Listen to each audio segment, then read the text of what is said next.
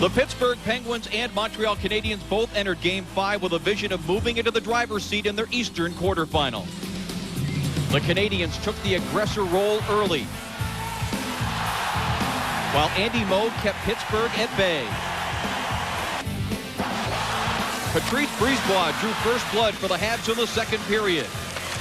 Mark Recchi scored the first of 2 goals for a 3-0 cushion, and Vincent Damphousse sealed the deal in the final minutes.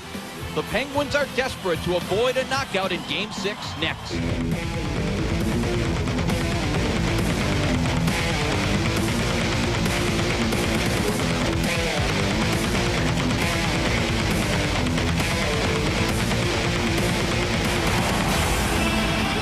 The Montreal Canadiens played over 300 playoff games at the old Forum, where they won 71% of the time, but home now is the Molson Center. They are only 2-5 in this building as they try to wrap up this first-round Eastern Conference Series against the Pittsburgh Penguins.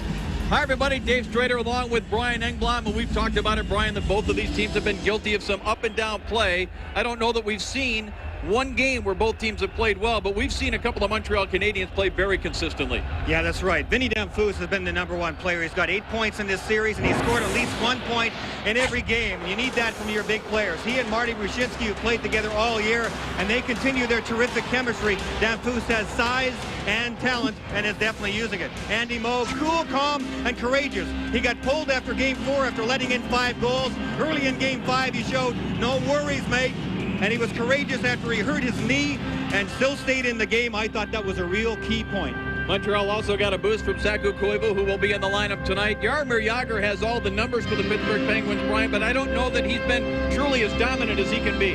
No, that's true. He says, well, I'm not quite myself. Well, I don't know who he is, but he's not doing too bad. He's got 9 points. We have seen flashes of the Jaromir Jagr we are so used to seeing up and down the ice. They've had trouble getting him the puck at the right times. What they're trying to do is get him the puck a little bit earlier inside his own zone so he has more room to work with. 2 of the lower seeds in the Eastern Conference have already won. We could have another lower seed winning tonight. Upsets in the playoffs is the focus of our Sports Zone poll coming up next.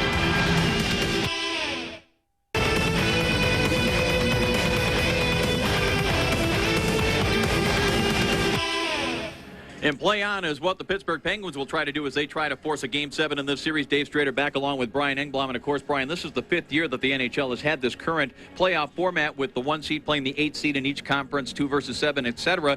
You've said all along it's really in the first round that the higher seeds feel the most pressure. That's true. The top seeds always seem to think they know what it takes. Patience, stamina, knowledge, all those type of things. But what we're seeing, I think, in this year is that the energy that comes from the teams that are the lower seeds is making all the difference. 3 of 4 Eastern Conference lower-seeded teams won or are leading in this series, and it's a really different year in the playoffs. In our Sports Zone question tonight, what has been the biggest playoff upset in the last 5 years? Ottawa, Jersey this year, or one of these other 3 that you see? Hop on the NHL page at ESPN.com. He has played more playoff games than any U.S.-born goaltender. He's been a comeback story this year. He tries to lead another comeback. You know full well how much pride Canadian hockey fans have. There's been so much talk about how loud it was in Canadiens' national capital last night, Ottawa. They are trying to equal the noise, and Tom Barrasso's going to have to put up with that. Yeah, he sure is. Kevin Constantine said all year, he's the reason where we are. The question is, Tommy, where are you going from here?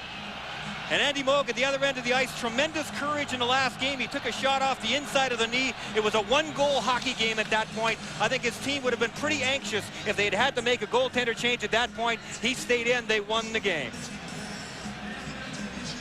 The Montreal Canadiens, a lot of history, obviously, with this franchise. 22 of the 25 series that they've led 3-2, they have won. The only times they have lost, you see listed there most recently in 1994 against the Boston Bruins. The Pittsburgh Penguins, well, they have a little history too. They've won 3 of the last 4 playoff series that they've trailed 3-2. But you know that the players that are on these respective teams can't worry about history, can't worry about what past teams have done. Bill McCreary is the referee. Brad Lazarowicz and Randy Mitten are the linesmen. Well, for the Pittsburgh Penguins here tonight, Dave, it's not going to be systems that are going to keep them in this series. It's going to be heart, and they need it tonight. Jaromir Jagr is starting out with his usual line mates of Ron Francis and Stu Barnes. And once again, Alain Vigneault comes with Zarley Zalapski, that third defenseman who plays left wing. with Mark Bureau, and Benoit Brunet, number 17, is back in the lineup after being shaken up in Game 5, and we are underway here at the Molson Center. Good pressure here by Francis, forces a turnover, centering pass, Moog made a stop, the puck is loose to the right of his net as Andy Moog, the veteran, called upon early. Back to the point, that was anticipated and cleared by Bureau. That clears the lane now for Malakoff. It was just knocked away in the playoff side. Well, Pittsburgh coming out with a good push early on. Andy Moog with his first big save of the night, and boy, did the Montreal Canadiens need that. They have struggled at home. They've been under 500 in this building all season long. And look at that scoring chance. Well, actually, pardon me, that was not Andy Moog. That was a really good defensive play down low in front of him. I believe Zalapsky got his stick in that. Andy never even had to make the save. But nonetheless, Pittsburgh coming out with a good push early on. Yeah, it was Zalapsky's stick, most definitely. Nice recovery job there. Kevin Constantine having his boys pumped up for this game, obviously, and that's what they really need. They've been riding a roller coaster throughout this entire series. They need to be on the up part now. One of the things they talked about this morning, Brian, was they have to get a little bit of pressure on the Montreal defense deep in the zone. There's been very little forecheck, very little pressuring of that very first pass, and we saw Ron Francis do it on the very first shift of the hockey game, and it nearly turned into a great scoring opportunity as the Canadiens answer with a hit that brings a response from the crowd here. Well, Montreal's been using that three defenseman system so much, and they've used it very effectively, and they have cleared the zone well because of it. This is going to be an icing on the touch-up by Hatcher.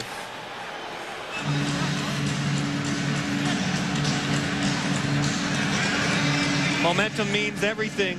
When you're in a game like this, Kevin Hatcher and his boys know that they have to get a good start. They've accomplished that, but they have to carry it on. There's a key guy for the Montreal Canadiens. Vladimir Malakoff has had a terrific series. He only has 9 shots on goal, and that's key for Pittsburgh because he has got a cannon. There are 2 other defensemen on Montreal, Manson and Brisebois, who have 12 shots each. They always look for Malakoff because of that big cannon, but Pittsburgh has spent so much time and attention staying in front of him, he's had to dish it off. They'll have to continue to do it again here tonight. Malakoff has been up the ice. He's played well offensively and very solid inside his own zone. A big player out for Kevin Constantine is Darius Kasparaitis. He was shaken up in game number 5 in the first period, never returned. The media was told it was the flu, but there have been other reports that he was suffering from some head problems, possibly a mild concussion going into Game 5. It may have aggravated that situation with some physical play early on. Here's a big hit by Alex Hicks, and Rob Brown got in there as well, but Wyshynski able to clear the zone. Stefan Quintal, who also did not rest in Game 5 because of a bad ankle, is back out there. Brian Savage is back in the lineup for Alain Vigneault. And with Kasparaitis out of there, it will be Thomas Gronman, who will be playing in his first ever Stanley Cup playoff game. And there's one other change up front, which we'll get to momentarily. As play goes back the other way, and Brunet flips it ahead as the whistle blew. It's very tough to hear as you take a look at Thomas Gronman, number 42. He is in the lineup tonight because Darius Kasparaitis got a blow to the head last game and has had a mild concussion. Watch him get pulled down from behind by Vinny Damphousse. Bang and whack. Watch his eyes and his head as he pops back up to the ice. Looks a little bit out of it there. He left that game very early on. The early reports were that he had the flu and was not feeling well coming into it. Well, that very well may be true, but there was also a report from one doctor from Pittsburgh saying that he did have a mild concussion, and we think that's where it happened. Thomas Gronman, just 24 years of age, out of Finland, where he played 1 year with Saku Koivu. Also played another season against him, so very familiar with each other. But Gronman not familiar with Stanley Cup playoff action the way Koivu is, who at least has 12 games under his belt. As Jagr, hearing it from the Molson Center crowd, one-hands it in behind Andy Moog. Popovich takes a bump there from Francis. Barnes is hit by Bureau. It's been a series of alternating wins and almost a series of alternating good efforts. Rarely have we seen both teams playing well and really going at each other, Brian. The big story in this game is, are both A teams here tonight? We haven't really seen both A teams on the ice at the same time. for more than probably one period at a time in each game. Here is Jagr trying to get free, but Malakoff was right there. And now Mark Recchi, who started out without a point in the first 2 games of this series and has puck fired since then. Quintal sends it deep. Morasso, who shoots the puck very well, wristing it around the boards, but Recchi blocked it. Ian Moran was hit hard. Rob Brown is hit by Ulana. So it looks like both teams have come out intending to play very physical. They have to play physical to get themselves in the game. Rob Brown told me this morning the onus is on his line to come out and establish something physical. If he has to take a hit, fine, which he did on that last shift, but he's absolutely right. It's the second and third lines that have to come out and do something for Pittsburgh. Quintal tried to clear it. He put it right up into his own bench. We've had a fast start in the first 3.5 minutes of Game 6. No score. Igor Ulanov has come out rocking here in this first period. He's the one who popped Rob Brown, catches him from behind. Rob did a good job of getting the puck out of the zone. You got to pay the price in a playoff game like this, especially when you're facing elimination. There is Andreas Johansson, third-year pro, 24 years of age. Played 4 games with the Swedish team in the Olympics in Nagano, seeing his first ever Stanley Cup playoff action. He replaces Pronger, and he's out there on a line now with the veteran Eddie Olchuk. And Tyler Wright. Kaner plays it ahead. Here's Johansson trying to get the puck to settle down. He actually put himself offside.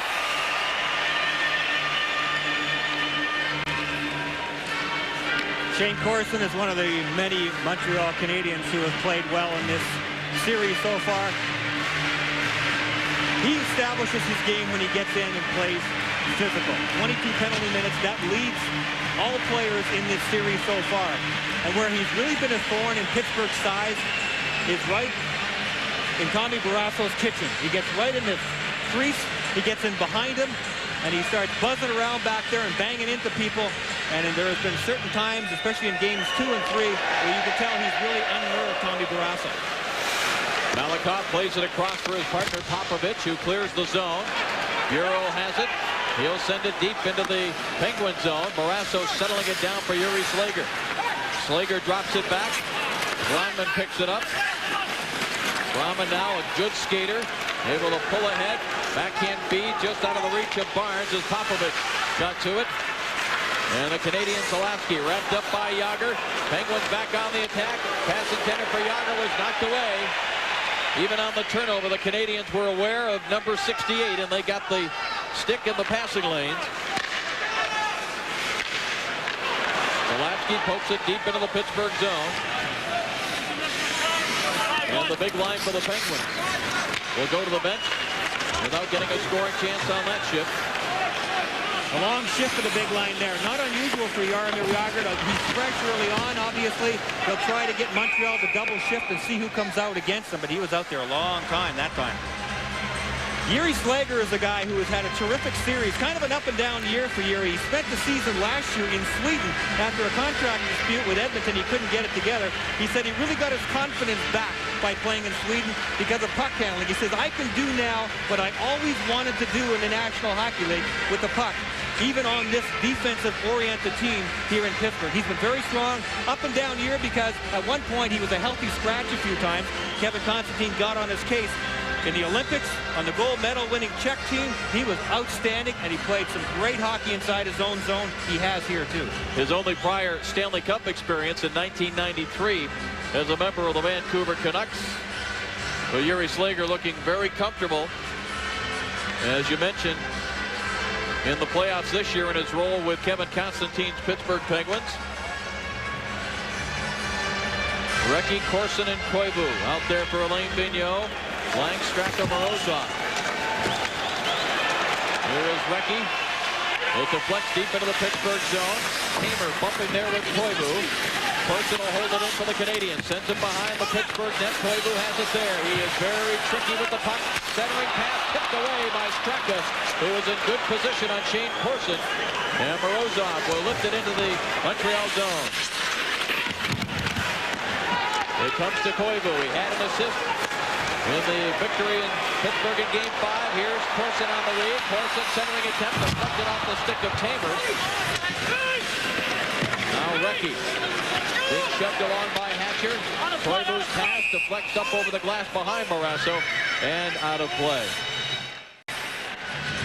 Kevin Constantine is hoping that they will join the Game 7 crowd as well, too. Everything on the line, the whole season on the line here for the Pittsburgh Penguins. They have had a terrific season, come a long ways, made a lot of changes throughout the course of play because of the lineup they have now as compared to the past years, but it's all for nothing. They dropped the ball here tonight. Face off deep in the Pittsburgh zone, and the Penguins, for long stretches of this series, have absolutely dominated the face-off.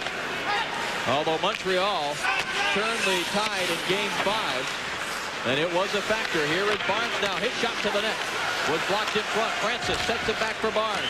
Puts it in deep looking for Jagr. Malakoff using his big body to shield the puck away from Jagr. And Popovich has started back for Montreal. Zalapsky flips it ahead, but he put it over the head of his teammate Bureau. Well, Zarley Zalapsky has been the designated man who lines up as a forward, but he's actually a defenseman. So he's been up, he's been back. Well, let's call him a dinger. Half defenseman, half forward, because that's the way he's played. He'll line up there up front, but he'll turn around and skate backwards in a lane, and that's the reason right there. Jaromir Jagr. He's been nose to nose with Jagr the entire series. I think that particularly in Game 1 and Game 5, Zarley Zalapsky was a big, big reason that Montreal was as successful as they have been so far. You saw the numbers on Jaromir Jagr and Zarley Zalapsky having a conversation with one of the members of the Canadiens training staff. Here's a steal by Hicks. That play was offside. That's why Hicks didn't play it right away, but linesman blows it down on the far side. Well, you can see that Pittsburgh has really tried to establish their cycling play down low early, as you mentioned, Dave. It's something they haven't been able to do. Even the big line, they would like to get in there and just move those Montreal defensemen around. Alex Hicks is really good at that. He's an experienced guy. He's a good forechecker. He'll lay on the body. There's been talk about the Canadian defense, guys like Malakoff, guys like Dave Manson. If you can get some pressure on them, they have been prone at times in their careers to make mistakes. Malakoff is a guy that has been shown to be kind of fragile. If he makes a mistake, in particular early in a game, he may not come back and play well. Dave Manson has had a remarkable turnaround to his career compared to his plus-minus numbers in the last 3. That's true. So anytime in a crucial situation, if you can get to the key players on the other team, you've obviously got a leg up, and that's what Pittsburgh's setting out to do here. Recchi snaps it ahead. Corson deflects it in behind Barrasso. Barrasso around the glass. Recchi got a skate on it. Unable to control, though. Jagr clears. Jagr is out there with Francis and Straka against Corson, Recchi, and Koivu. So we've got strength against strength offensively on this shift. And here is Recchi over the line. Hands it off to Koivu. Koivu. Checked by Slager. Puts it deep. Recchi is there. Malakoff behind the net. Now to Corson. Corson has Koivu with a chance. Deflected off the goalpost. And through the crease. A steal by Malakoff. Malakoff sends it across. The chance in front. Barrasso's down, but the Canadiens cannot get control. Here is Koivu again. Hands it off to Recchi. Tried the give and go with Koivu, and it was broken up, and back comes Pittsburgh on a rush. Here is Jagr. Tried to feed Straka. It was broken up. Malakoff knocks it away. It's recovered by Danfus. Malakoff around the boards, and it's all the way down the ice. This will be an icing call. Well, it was strength against strength, and the Koivu line won the battle, and Tom Barrasso had to be at his best to keep it scoreless. Tom Barrasso to move side to side. He usually comes out and challenges a long way. I think that's the reason why Malakoff passed that one down low. Tommy Barrasso won that guessing game, if you want to call it, because we've seen several times where Barrasso has come out to the top of the crease area and made big saves or have got caught hanging out there. So Malakoff was looking for him to challenge, try to throw it down to Recchi. They're unsuccessful that time. Ulanov lead pass just hopped over the stick of Danfus, and there's Barrasso to hop out quickly. Plays it up the boards. Rob Brown gets a stick on it. It's recovered by Hicks. Ian Moran dumps it deep into the Canadian zone. Moe comes out. He sweeps it around the board. Savage had it knocked away by Hicks. Hicks a centering pass. Loose puck is swept away before Rob Brown could tee it up. Brzezinski rolls it back. Ulanov moves it along for Quintal. Flip pass into the Penguin zone. Olsen being pressured by Savage. Brzezinski gets to the loose puck behind the net. Danfus tries to tuck it in. And Barrasso just holds his ground on the right post. Speaking of Tom Barrasso, Mark Recchi played with him. Now that he's playing against him, are they trying to get Tom Barrasso to move side to side? We're trying to, but, you know, they play such a smart system defensively that they really keep you to the outsides for the most part, and it enables Tommy to really come out and challenge you and take away. I mean, he's a big guy as it is, and then he comes charging out at you, and there's not much net there. So, you know, you got to try and get around him. If you can make him move and get him moving, it opens him up, no question. So hopefully, you know, we get a couple chances like that tonight and open him up and try and sneak some by him. We are going to be tracking the shots in the slot and out of the slot tonight. From the last game, here's what the numbers look like. All 5 goals were scored in the slot, but a lot of those were rebound chances. Montreal will definitely be pulling the trigger from out of that prime area, though, to see if they can get Tom Barrasso committed to the shooter and then push it off to the side. Face off deep in the Pittsburgh zone. It's won cleanly by the Canadiens as Brunet sends it back. Malakoff, a shot saved. Loose puck bounces up in the air. It is chopped down by Brunet, who sends it back in deep. Brunet, Bureau, and Stevenson out there now. Straka sends it across. Here is Jagr, and a late whistle, at least in terms of us hearing it up here. And the playoff side. It's been difficult for Jaromir Jagr to get any room in this series, especially at the Montreal blue line, especially the fact that there are 3 defensemen playing against them. On ice for 11 of the Penguins' 15 goals this series, second most in the playoffs. So has he got numbers? Absolutely. But again, I think it was in Game 2, he said, I'm just not myself. I don't quite know why. Well, he's got to be himself. He's got to be good here tonight. The only player in the 98 playoffs who's been on the ice for more of his team's goals is Peter Forsberg of Colorado, who's been on the ice for 13 of Colorado's 16 goals. And again, those are great numbers, but look at the predicament Colorado's in. Forsberg and his outstanding line mates, Lemieux and Kamensky, unable to get it done in the last 2 games. Straka could not get it by Brisebois. Sends it deep, Turner Stevenson. Jonas Hoagland in there now for the Canadiens. Here's Stevenson, a wraparound. That was stopped by Barrasso, and he covers up, getting the whistle from Bill McCreary. Good effort there by Turner Stevenson. He just wins the fight against Kevin Hatcher and got a really good wraparound chance. Stevenson, 23 white against 4 black. Comes out with the quick stuff and then still doesn't give up. I think Hatcher was expecting a little bit quicker whistle there. Stevenson still got one more whack at it. Turner Stevenson's been strong in the series as well. Just 25 years of age out of Prince George, British Columbia. Or the Canadiens, when you start looking at Savage getting back into the lineup, Thornton back into the lineup, Koivu in the lineup, you look at the balance now that the Canadiens, Brian, have 2 very solid scoring lines that don't hurt you defensively. Then you can come with a tough line with Thornton in the middle with his size, and the checking line with Bureau. Yeah, even a couple of the Pittsburgh Penguins players said that they felt that Montreal probably has more balanced scoring than they do. And Stevenson gives them that punch on the 3rd and 4th line. He's even spent some time on the 1st and 2nd line because of injuries earlier in this series. Manson moves in from the right point.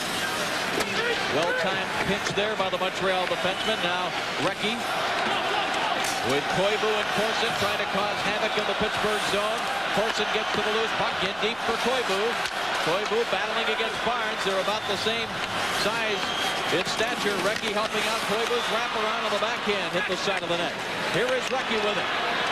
Carries out near the blue line. Backhands it for Koivu. Koivu off the boards for Corson. Warenka trying to tie up Corson, pulls him down. McCreary looked right at him, shook his head no. Bill McCreary not going to bite on that one. We've not had a penalty yet, and we've played nearly half this first period. Down Booth, he's been outstanding. Unable to break free from the Pittsburgh defense. It's off the stick of Rob Brown into the Montreal zone. And Vinny Danfus came off the bench fresh, tried to drive to the net. He wasn't successful that time, but that's one of the things that Danfus has done very well in this series. Use that size and drive to the net. Icing call on the touch-up by Gronman. I really like the tempo in this game so far. By far and away the best tempo that we've seen since the drop of the puck. Dave, you pointed out earlier on that this has been a real seesaw series. One team usually comes out a little flat, the other one takes advantage, it goes back the other way. But at least for right now, both of these teams have come out hitting, trying to establish their tempo, get some rhythm going, and now with the big line out for the Pittsburgh Penguins, they would like to try and get some cycling down too. They're trying to change up that first line a little bit.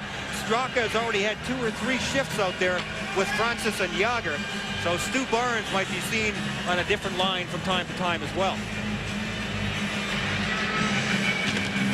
Francis wins the faceoff cleanly. Gromman with a drive. That deflects in front of Moog. Jagr almost got a stick on it. Here is Straka with it. He sends it across Gromman and moved in for the left point. Behind the net, Jagr. Malakoff is right there to play it along the board. Stevenson tried to chip it out of there. Slager held it in. Great play to Straka. His shot, though, is blocked by Popovich. Nice play by Popovich there, deflecting that one up and over. Malakoff did a terrific job against Jagr on the last shift, down low in front of Andy Moog. It'd be number 38 white against 68 black. Off to the side there, left part of your screen. That's great coverage. Inside body position, no chance for Jagr's stick to get anywhere near that puck. There was a rebound there. That's as good as it gets, folks. You should note that's the second shift in a row against the Jagr line that it's been Stevenson out there in place of Zalapsky. We saw Zalapsky talking to one of the members of the training staff. We don't know whether he had some kind of an equipment problem or perhaps an injury.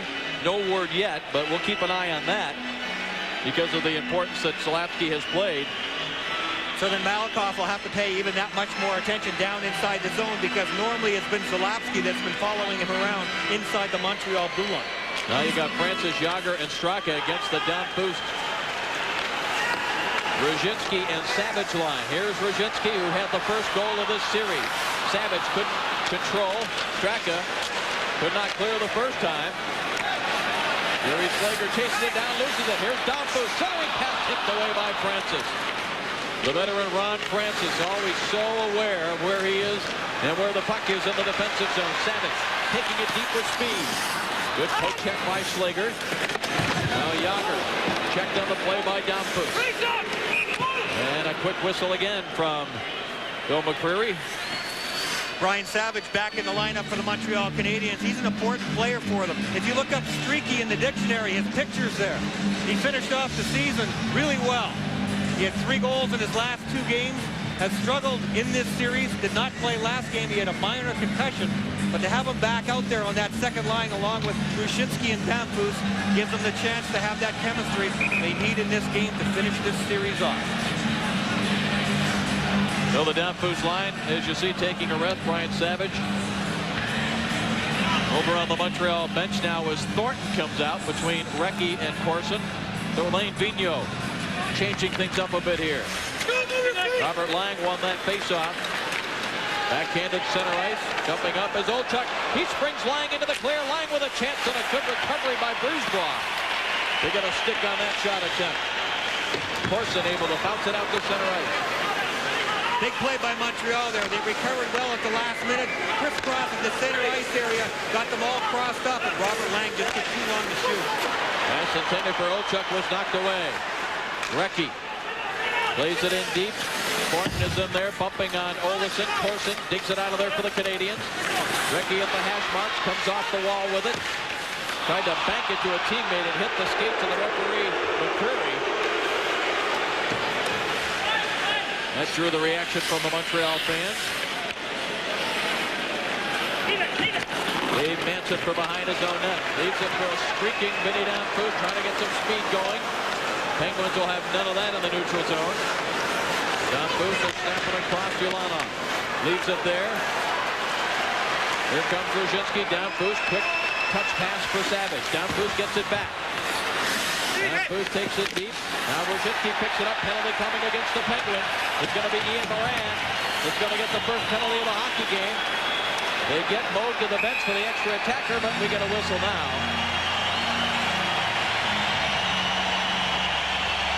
So we played 12 and a half minutes without a penalty. But Ian Moran going to the box for this.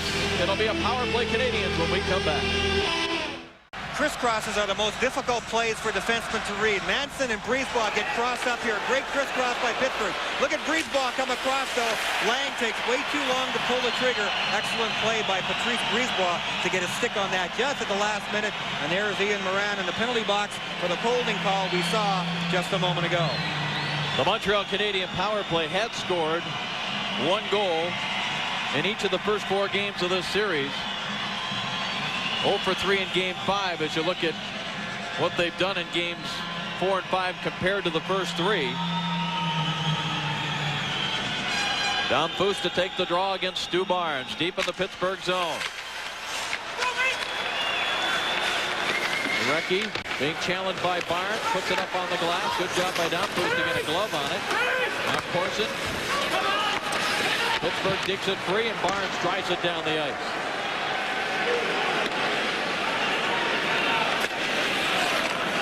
Brisebois starts it back now for the Canadiens. Had the first goal of Game 5. Didn't come until the second period. And what have we got? An icing call here against the Canadiens. Well, Montreal's got one of the best power play men in the National Hockey League this year in their lineup. 14 of his 21 goals on the power play this year. 1 for 3 in this series. And Shane Corson would have had more power play goals and more goals in general. I'm sure he would have gone over the 30 mark. He missed 20 games because of injuries. Abdominals and groin problems have plagued him actually the last couple of years. Corson had a terrific first half. Made the Canadian Olympic team and certainly deserved to. Those injuries dragged him down a little bit in the second, but he's a key man on the power play. Although points-wise in this playoff so far, Vinny Damphousse has been the best setup man and best producer. Of course, this is Corson's second stint with the Montreal Canadiens. Started his career with Montreal when he was drafted in the first round back in 1984, and then made a couple of other stops before coming back here to Montreal from St. Louis. Malakoff drives it back behind Barrasso. Decided against trying to play it with the goal stick. It is slapped around the boards by Hatcher and down the ice. See the time remaining. And the minor penalty to Ian Moran of the Penguins. Recchi steps over center ice. Into the Pittsburgh zone. Plays it off the end boards. Corson waiting for it. Hands it off. Down boost to Recchi. Recchi again looking in front. Corson is stick on the ice, but they couldn't get it to him. And a good diving play made shorthanded on the far side by Eddie Olchuk. Some bad luck there for Montreal. They finally got the puck in down low and got it established and under control. A simple little pass from Recchi to Damphousse. It hit something in the ice, bounced over his stick, ends up into an innocent turnover. Pittsburgh's done a nice job of really rushing Montreal while they're still killing off this penalty. Barrasso plays it around the boards. Ulanov waiting for the Canadiens, but Lang able to clear it. And we're down to 20 seconds remaining in this first power play opportunity for either team in Game 6. Brzezinski challenged by Tamer. Now Slager for Pittsburgh takes over. Could not get it by Manson. Manson put it along the boards. It was up in the air. Brian Savage looked like he was going to call a fair catch. And back the other way, Pittsburgh, as Ian Moran steps out of the box. I don't think there's anything that frustrates this crowd here in Montreal more than a power play that doesn't work. So if Pittsburgh can continue to kill penalties like they just did, it'll put a lot of pressure on the Canadiens. Bureau from 65 feet. Barrasso handles that easily. Yager now, who hears it from this Montreal crowd every time he touches the puck.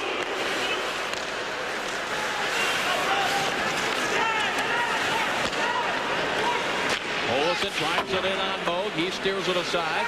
Bouncing puck up to Malenka. His shot hits Stu Barnes in the back. In front! And sent just wide by Yager, who got a backhand away. Now it's picked up by Brunet. And what have we got behind the play? It looks like an interference call against the Montreal Canadiens. So Pittsburgh, doing the job on the road to keep the crowd out of it, has a power play.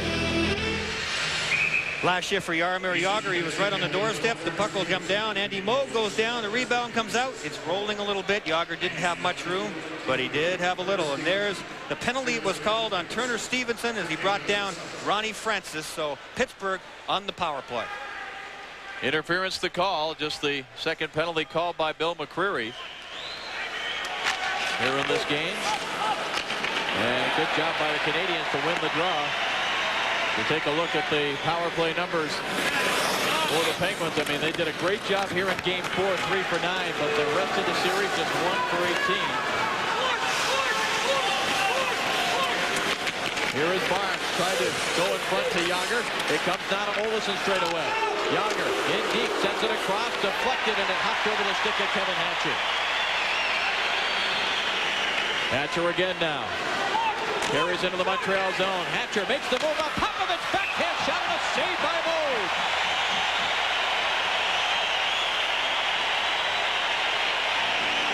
Pittsburgh needs good work out of Kevin Hatcher. That was a piece of great work. The range, the size, the ability to handle the puck. Watch him work. Peter Popovich gets him hanging one way, dead in the water. Hatcher gets a kind of a shovel shot on the backhand towards Andy Moog, and Andy uses that big glove. It's going to be hard for anybody to beat the goal that Sergei Samsonov scored for Boston this afternoon. The move he made on Phil House. Oh, yeah, that was a beauty. Unfortunately in vain, though. And we congratulate the Washington Capitals as they move on. Kevin Hatcher wearing a playoff look with that eye that's not nearly as bad as it looks. Here's a steal by Brisebois, and he sends it down the ice. And of course, also congratulations to Buffalo for their earlier win over Philadelphia. Ottawa will be upset over the Devils. And of course, Dallas, Detroit, and St. Louis have moved down in the West. And the fourth team in the West will be determined by Game 7 tomorrow night in Colorado. Jágr knocked away by Brunet. He could not handle it cleanly, or he would have broken in for a great scoring chance. Here comes Jágr now. 3-on-2 in the Montreal zone. Jágr surveys, now snaps the shot. Hit the leg of the defenseman Brisebois, and the Canadiens clear. Montreal was lucky that Jágr did hit Brisebois in the leg, because he was in past the tops of the circles. Definitely scoring range. He just missed his shot. Kevin Constantine getting the second power play unit out on the ice.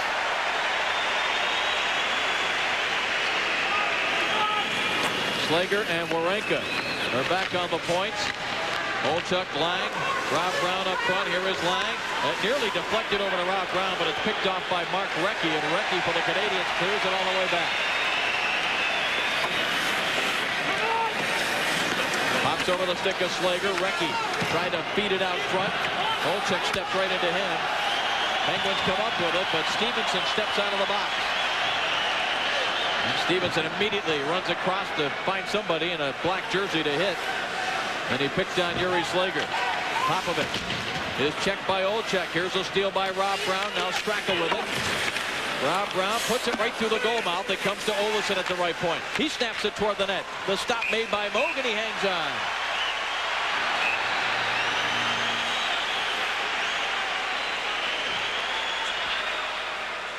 Well, Bill McCreary looks like he's going to call something here. I don't know if he's picking out one player or if there's going to be coincidental minors, but it looks like just a Montreal player skating over, so it will be another Pittsburgh power play as we take a look at our Molson Ice League leaders' points in every game played in the playoffs. Sergei Fedorov. What a strange goal he scored to keep his streak alive, but we got two of the players on that list in our game tonight. Of course, Jaromir Jágr with the Penguins, and Vincent Damphousse. What a goal he scored in Game 5. He is the best combination of size and talent that the Montreal Canadiens have. Now, they certainly have other talented guys like Saku Koivu, Mark Recchi, but obviously those two guys don't have the size that this man does. And when he comes to play, there are very few better than him or equal to him, for that matter, in the National Hockey League. And there's Vladimir Malakov cross-checking, the only one with a penalty on that last play. Pittsburgh back on the power play. So not only short-handed, but missing a defenseman that they use in a lot of different situations, with Malakov now in the box. Stu Barnes back out there now with Francis and Jágr, and Barnes to take the face-off against Damphousse. Good job by Jágr. Gets it back now to Olsen. Cross ice for Hatcher. Olsen gets it to Jágr. Jágr sends it deep. Goal mouth pass was blocked. The Montreal defender Zalewski was down, and Charlie Zalewski is back. That is good to see for the Montreal Canadiens. Pittsburgh uses the goal mouth pass, especially on the power play, more than any other team in the league, and they tried it there. Canadiens fail to clear. A chance here for Jágr. Rolls it across. Hatcher will collect top of the circle. Sends it in deep. Brisebois for the Canadiens, wraps it around, but not out. Olsen plays it off the boards for Stu Barnes. Now Yager with it. Goes to Francis. Hands off. Hatcher and drive. Right pass saved by Moog. And the Canadiens bounce it to the line, but not out. Olsen goes to Francis. In front. Yager a chance. And that was blocked by the defenseman who does not have a stick. Ulanov made the glove save. Here is Hatcher. They send it across. Olsen. Tough angle drive. He missed the net. And you missed the net from that angle, and that usually means the puck's going out of the zone.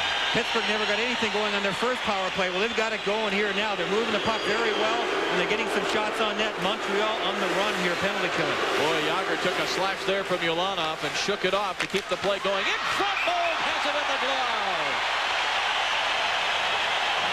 Andy Moog looks so cool and calm. The way he makes the saves, I think, settles his team down. You need that when you're in a situation that Montreal is in right now.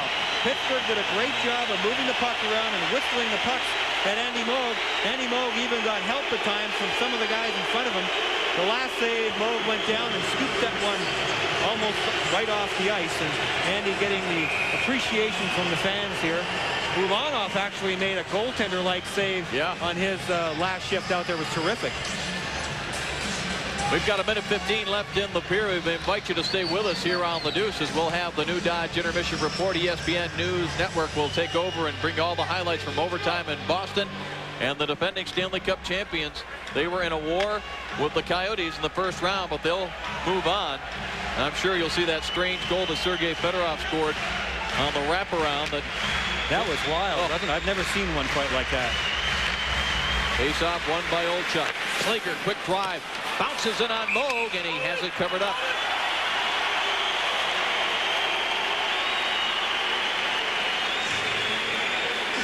Eddie Olchuk playing on the third and fourth lines throughout this series. Had a tough game last game. 11th career playoff game with Pittsburgh. And he scores, and when he doesn't score. Kind of a tough game for Eddie, though. He was -4 in the last game. And some of that certainly wasn't all his fault. Sometimes you just have nights like that. Olchuk will take this face-off. And again, a good job back at the point. Slager winds up, doesn't shoot it. Didn't have a clear path to the net with it. Still a half a minute left. Slager shot deflected in front and sent just wide. Olchuk was the man.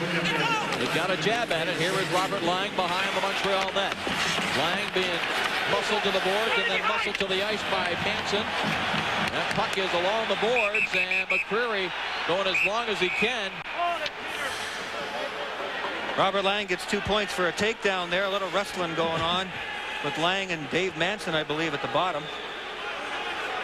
I don't know if they'll just call this a draw and drop the puck, or whether Bill McCreary will get in here and let them sit out for a couple of minutes. Here's Lang and Manson, how it starts. Manson pins him, and they roll around for a couple of minutes. And you can see the puck there was exposed for a moment. That's what Bill McCreary was watching to see if that puck should have been kept in play. Robert Lang and his second line teammates have got to get some production going. They've had some really good games in this series, some so-so games, but bottom line is Pittsburgh needs production tonight. Well, it looks like tonight everybody, second, third, fourth lines on both sides, are more involved in this game physically and emotionally than we've seen at any other stretch in this series. The systems aren't going to win this game. It's going to be energy and emotion that's going to do it. Down to 18 seconds left in the Malakoff penalty. Here is Yager getting to the loose puck. He hands it off. Straka tried to center, hit the back of the net. Straka follows it along now. Here's Olsen sending it deep for Yager. Cross-ice pass intercepted, and it's cleared by Brunet. Olsen and Hatcher play on the point on the power play. They're both right-hand shots, so Hatcher's the only one who can set up for the one-timer back there. Montreal usually shades towards him because of that. Here comes Yager now. He tried to put it in front, hit the skate of Brecky. Straka using his quickness to get to that puck. Francis, oh, look at the strength. He puts it out in front off the arm of Brisebois, but he recovers now. And Brisebois sends it out to center ice as the final seconds of this first period, Game 6, kick off the clock. Jaromir Jagr had some chances, but after 20 minutes of play, down boost of the Canadiens, Jagr and the Penguins are scoreless. ESPN News is next. Of Game 5 were scoreless after one here in Game 6. Dave Strader back along with Brian Engblom, and one of the things we talked about at the top of the show, we haven't had a very long stretches of both teams having a lot of energy, but I think we saw it for the first 20 minutes here. Yeah, that's true, definitely. Both of them need to get out and play a physical game. That's very important. I think it's more important for Montreal to have had a good first period because they've struggled so much here at home. Under 500 for the regular season. If they had gone off to a bad start, I think it really would have been detrimental to them. Well, one of the best ways for the home team or any team really to get into a game is to initiate the hitting. Absolutely, and it was Igor Ulanov who really set the tone for them early on. He just drilled Rob Brown, and I think both teams really decided that that's the point at which they were going to play a physical game. And from then on in, it was Andy Moog who was the busier of the two goaltenders, and I think it's not just the fact that he stopped them all. There were only 8 shots, but the way in which he does it, Andy Moog is always so cool and calm, and that's important, especially in this building here in Montreal. You see the stats for the first period, everything pretty much even all the way along. Face-offs we will keep an eye on as we go along because Pittsburgh has had a tendency to dominate there. Well, if it's true that you can't stop Jaromir Jagr, you can only hope to contain him. Certainly the Canadiens did a great job of containing a potential offensive fireball after 20 minutes. It is still scoreless in Game 6. Back at the Molson Center for the start of the second period of Game 6. Dave Strader along with Brian Engblom and the rest of our Fire on Ice crew. As Jaromir Jagr kept off the board in that first 20 minutes. Pittsburgh, of course, trying to force a Game 7. Peter Popovich and Vladimir Malakoff doing their part against Jaromir Jagr on the ice for all 8 of the even strength shifts of Jagr and company. Of course, they would like to end it and have a few days off to prepare for their second round opponent, who would be Buffalo if they can win this series. And there's certainly nothing different about Popovich and Malakoff being out against Jagr. One of the things that was different, of course, is that Zarli Zalapski was not in that mix. He was at the very beginning, then left, didn't come back, and we have not received any word exactly what was wrong. But throughout this series, Jaromir Jagr has actually been wearing 3 defensemen almost every shift. He didn't have to do that for very long in the first period here. We talked about up and down for both teams, and Jaromir Jagr's line no exception. I mean, they have had some production in all the games, but when you look at the difference in the numbers of Jaromir Jagr in the games that they have won and the 3 games they have lost, there is a huge difference. Here is Jagr taken to the board by Malakoff. Jagr able to dig it out of the corner, sends it back to the line, and Gromman has to regroup back at center ice as we start the second period. Lead pass for Francis. Picked off by Malakoff. He'll send it out to center ice, right in front of the Pittsburgh bench. And Mark Bureau backhands it deep into the Penguin zone. It's picked up there by Gromman now. Both teams looking to make some changes. Crowd reacting to a big hit by Turner Stevenson behind the play. Well, we talked about the defensemen playing against the Jagr line. Brunet and Bureau have been out against the big line for 7 out of 8 shifts as well in that first, and I'm sure they'd like to keep that matchup as much as possible as well. Corson trying to get it to Koivu, but it's cleared around the boards by Ian Moran, and Jagr heading to the bench. Just lets that puck sail by him. Hansen redirects it to Corson. Recchi heading for the net with the backhand. Save made by Barrasso. And a penalty away from the play, and this is not a bad penalty because had Wawrinka Brian not taken Saku Koivu down, he probably had an open net to get it by Tom Barrasso. You're absolutely right, and Pittsburgh was crossed up because they had a bad line change. Again, second period, you're farthest away from your own bench. Montreal is the first one to take advantage of the situation. Montreal moved the puck very quickly to the far side, farthest away from the Pittsburgh bench. You can't see in the frame very well, but as they move it to the far side, they're in attack. Those Pittsburgh players have to come back in from a very long ways away. They did recover when they were able to clear it. There's Recchi, the quick shovel on the backhand, and the great scorers always know where the net is. He wasn't far off that far corner. Wawrinka off for interference at 1:05, and so the Montreal Canadiens will have their second power play opportunity. And down below as Jaromir Jagr is going to the dressing room. Now that is equipment manager Steve Lattin that is going with him, and Jagr certainly seems to be walking all right under his own power. So we have to assume that it's a skate or some other type of equipment problem. And we will pass along word on that certainly as soon as we know. He didn't look as if he got shaken up unusually in that first shift, but we'll wait and see upon his return. Canadiens without a shot on goal the first time they had the man advantage. No score in Game 6. Canadiens trying to end the series. Penguins trying to force a Game 7 in Pittsburgh on Tuesday night that we would have for you on ESPN's National Hockey Night.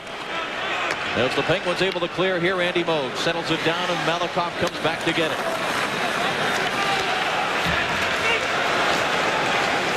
Malakoff, did he get to the center ice red line? I don't believe so. This is going to be icing. I don't think Barrasso realized it. He may be lucky that puck hopped over his goal stick.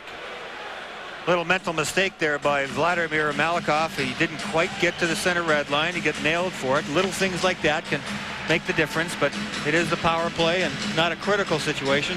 You certainly don't want to give the other team free face-offs in your own end by your own doing when you're on the power play. We do not see bizarrely Zalapsky on the bench for Montreal, so he has shaken himself up obviously in that first period. We waited to see if he came out for this second. He is nowhere to be found yet, so that will change the three defenseman system. He, along with Popovich and Malakoff, has been out there against the Yager line, so Montreal has to make changes. Here is Malakoff with it. He'll carry to center ice and drive it up the glass behind Barrasso. It is tipped by Tamer, but controlled now by the Canadiens down Foose. Backhands it now. Corson along the boards for Recchi. Quickly back for Corson. Brisebois, cross ice, Malakoff, back for Brisebois. Hands it off down Foose. Down Foose, straight away. Brisebois drive, save Barrasso, rebound there, but it's Tamer for the Penguins able to clear. Montreal have a left-handed right-hand shot out there on defense. Brisebois the right-hander, Malakoff the left-hander, but they're not reversed for the one-timers like most teams do. A quick count on that Montreal bench. I only count 13, including the spare goaltender. There with the 6 Canadiens on the ice, that makes 19, so one is missing. Here is Koivu, centering pass. Oh, and Corson just missed that pass, and the puck cleared by the Penguins. That must have jumped over a stick or something. From here, it's hard to tell how he missed that. That was a terrific centering pass by Saku Koivu, right on the doorstep, and Corson had a slam dunk there, but didn't hit the puck. Manson drives it from center ice. It thumps off that right pad of Barrasso, and he'll hang on. Saku Koivu came back into the lineup and really, really energized the Montreal Canadiens last game. That left hand, the bottom hand on his stick, is one or two of the small bones on the back of the hand right below the knuckle of the middle finger. And we'll be keeping an eye to see if any of the Pittsburgh Penguins take a few whacks at it. Here's his last shift.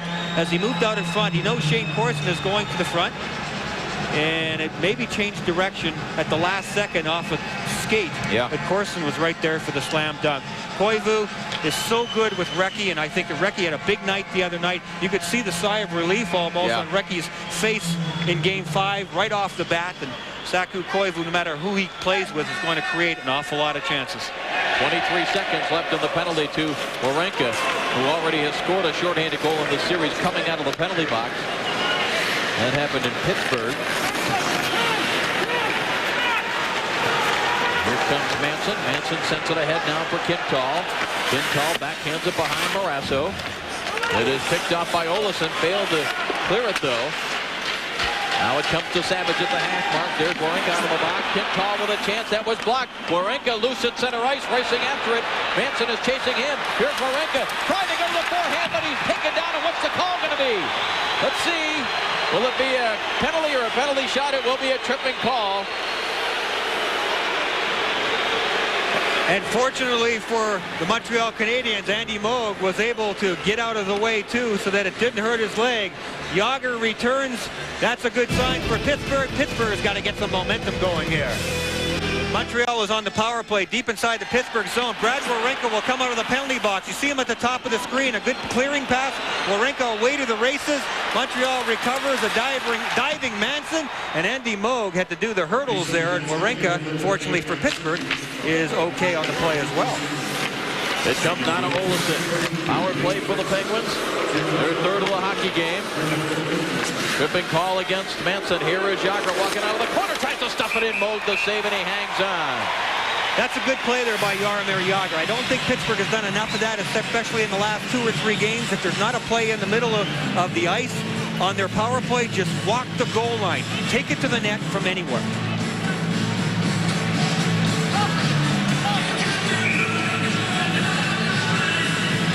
Here's the Brad Wawrinka play again. He comes hurtling in. Look at nice job by Andy to get out of the way there. And Nice ride there for Brad Wawrinka. They probably told Wawrinka to go 5-hole on Andy, but Brad, we mean the puck. You know, you go through there, and we don't get any credit for that. It looks great on the goal cam.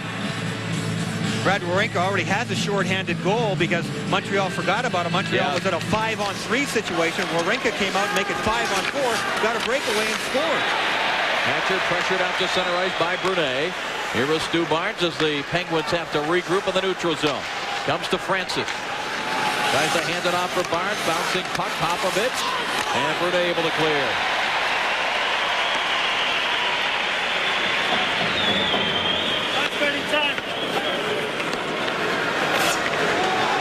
Olsen sends it ahead now, and Hatcher, who had that great chance in the first period, sends it across for Jágr. Jágr one-times it to the net. Net deflected, I believe, off the stick of Malakoff and went just wide.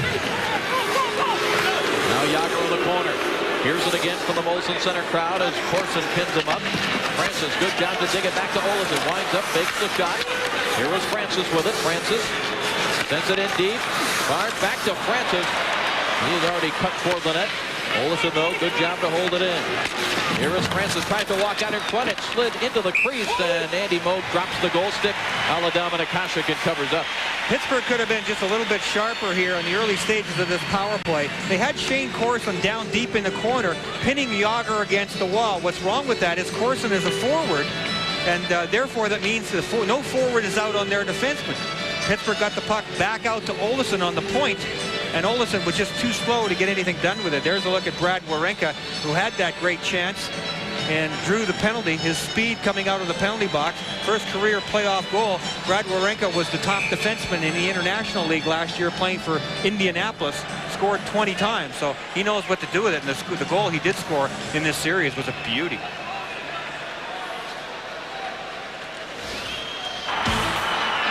Here was the play out of the box, and what a goal scorer's move that looked like from Brad Wawrinka.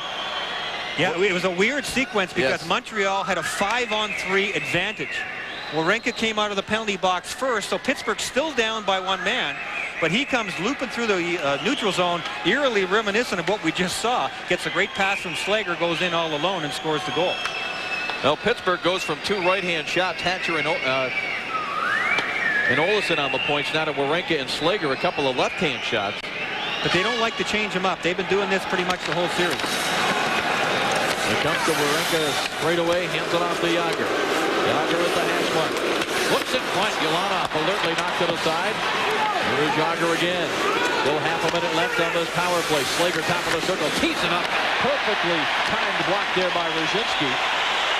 Pittsburgh's looking for the backdoor play more than anything else on their power play. They get Jágr over there on the side. He tries to get everybody's attention, and either Hatcher or in this case Slager, who's out there now, will try to slip down the back door unnoticed for the jam.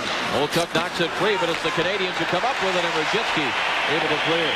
The only problem with that is if you constantly do it, and Montreal's not stupid, they're not going to allow those passes through the box. You start turning the puck over way too often if you're Pittsburgh, if you're just constantly looking for that one play. Wawrinka now from center ice, lifting it deep into the Montreal zone. Plays it around the boards. It is held in. Stick to the corner by Ian Morin. But the Canadiens will get to it and clear it out to center ice. Stevenson got a stick on it. Kamer recovers. Big hit by Ulanov on Ian Morin, and the Molson Center crowd comes to life with that. Puck is fired in by Jonas Höglund. Höglund and Thornton have not seen a lot of ice time. They're out there with Stevenson. It's battled aside by Barrasso. Penguins battle to get it to center ice. And they finally do, but not under control. Pintal sends it back. Thornton drives it deep into the Pittsburgh end. Good tempo and speed still in this game. It continues in the second period. It was established right from the first shift of the game. Koivu was lurking out in front of Barrasso momentarily unchecked, but the Canadiens couldn't get it to him, and it's sent all the way down the ice. Well, this is a battle of a number 7 seed versus a number 2, although a lot of people wouldn't consider it an upset if Montreal does take this series. But our question for you tonight on our Sports Zone, what has been the biggest playoff upset over the last 5 years. They started the current format in '94, and right off the bat, you had an 8-seed San Jose upset heavily favored #1 seed Detroit. You also had an 8-1 with the Rangers defeating Quebec in '95. Edmonton, Dallas last year, of course, a first-round upset, and Ottawa, New Jersey this year. Hop on the internet, give us your vote. And his last shift, Igor Ulanov dished out one of his big checks. He's probably the most likely guy of the Montreal Canadiens to do so. Certainly they're blue liners. And when he gets a chance to rub somebody out and rub their face in it a little bit, Igor will do that whenever he can. Ulanov and the Canadiens finished with 87 points. 11 points behind the Pittsburgh Penguins in the Northeast Division. And when he joined the team this year, he, of course, tore his knee up in the very first shift that he had. And there were doubts that he was going to be back at all this season. And boy, was he a welcome addition when he did come back. Face-off deep in the Penguins zone. It's controlled by Barnes. It's hammered off the boards by Slager. Racing after it is Jágr. Moog out of the net to steer it up the boards. Popovich. That was a bit of an automatic play there, Dave. They had Jágr fly in the zone and a shot off the wall, and it caught Malakoff just for a second, but the pass wasn't on target, so Jágr wasn't able to do anything with it. We'll keep our eyes on that. Here is Corson now. Backhand pass doesn't connect with Bernay. Slager slides it ahead. Malakoff, little trouble with the puck. Now some trouble with Francis, who got away with a bit of a tug on the shoulder. Here is Jágr with it, circling to go, put it out in front. Slides all the way to the left point. Slager's shot was blocked by Corson, who then shoves Slager down and creates a 2-on-1. And just out of the reach of Bureau, who will chase it down. But the 2-on-1 goes by the board. Here is Francis. Hands it off down to Barnes. Barnes makes a move to get away from Manson. Backhands it across and was knocked away by Brisebois. Wawrinka dumped it behind the Montreal goal. Moog swung the goal stick but missed the puck. It goes back in deep. Brisebois is there. And Patrice Brisebois hands it off down to Benoit Bernay. Bernay to center ice. Flips it ahead. It's off the glove of Hatcher. Morasso settles it down. Wawrinka checked by Recchi. Robert Lang is there. 8 minutes gone by here in the second period of Game 6 Eastern Conference quarterfinals. Canadiens lead the series 3-2, and this Game 6 is scoreless as Lang from a tough angle puts it off the side of the net. Batted out of the air with a high stick by the Canadiens, and as Montreal touches it, we will have a whistle. Morasso's been perfect so far. So is Andy Moog. Yourself in the playoffs, you got to block shots. Marty Wyshynski on his last shift out did exactly that. It was an excellent block, but he paid the price, and he obviously paid it right on the back of his hand. So they have to put a little ice on it. They're already suffering from one of their star players, Saku Koivu, who missed the first 4 games of the series because of a broken bone in the hand. They certainly don't need another one. Brisebois trying to tie Martin Straka up, who's looking to keep the feet going. Morozov tries to sweep it in front. Here is Straka again. Straka, Morozov, and Lang coming in for the point. Wawrinka just missed as he dove for the puck. And back the other way now, Recchi. 4 Penguins are back. Recchi and Koivu. Now Lang around the boards. Recchi with a steal. Sends it behind the net for Koivu. Olsen trying to wrap him up. Now Koivu comes off the boards with it. Manson at the point sends it back in deep. Wawrinka, a huge hit there as he stepped into Shane Corson. Corson coming back, but he's looking to play the puck. He's not looking for any revenge. At this stage, Corson starts to go down, still tries to play the puck. Lang knocks it away. Recchi there for the Canadiens. Now Koivu. Corson has it knocked away. Koivu trying to break free from Olsen. Lots of time of possession in the Pittsburgh zone, but the Penguins keeping them to the outside. Here is Recchi with it now. They try to get some movement going. Koivu lets it go. It's picked up by Corson. Wawrinka has lost his stick. Koivu with a chance and a save. Rebound score! Recchi on the rebound!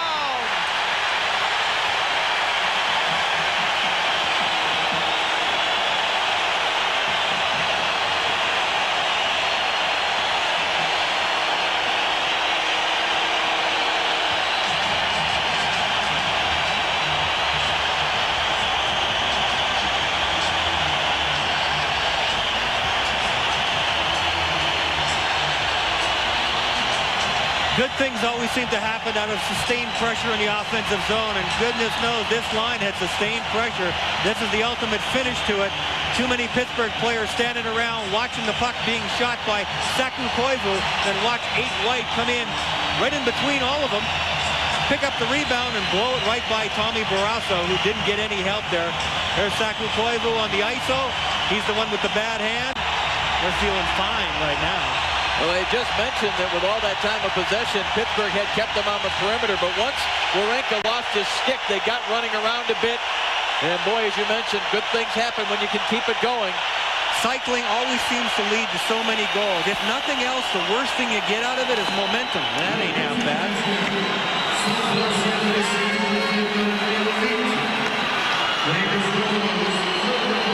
Big hit on Barnes by Bureau. Here comes Malakoff, and what have we got? Barnes is down. Bureau just rocked Stu Barnes, and Barnes, I think, his head hit on the edge of the boards or the glass. He got hit from behind. There will be a penalty to Mark Bureau.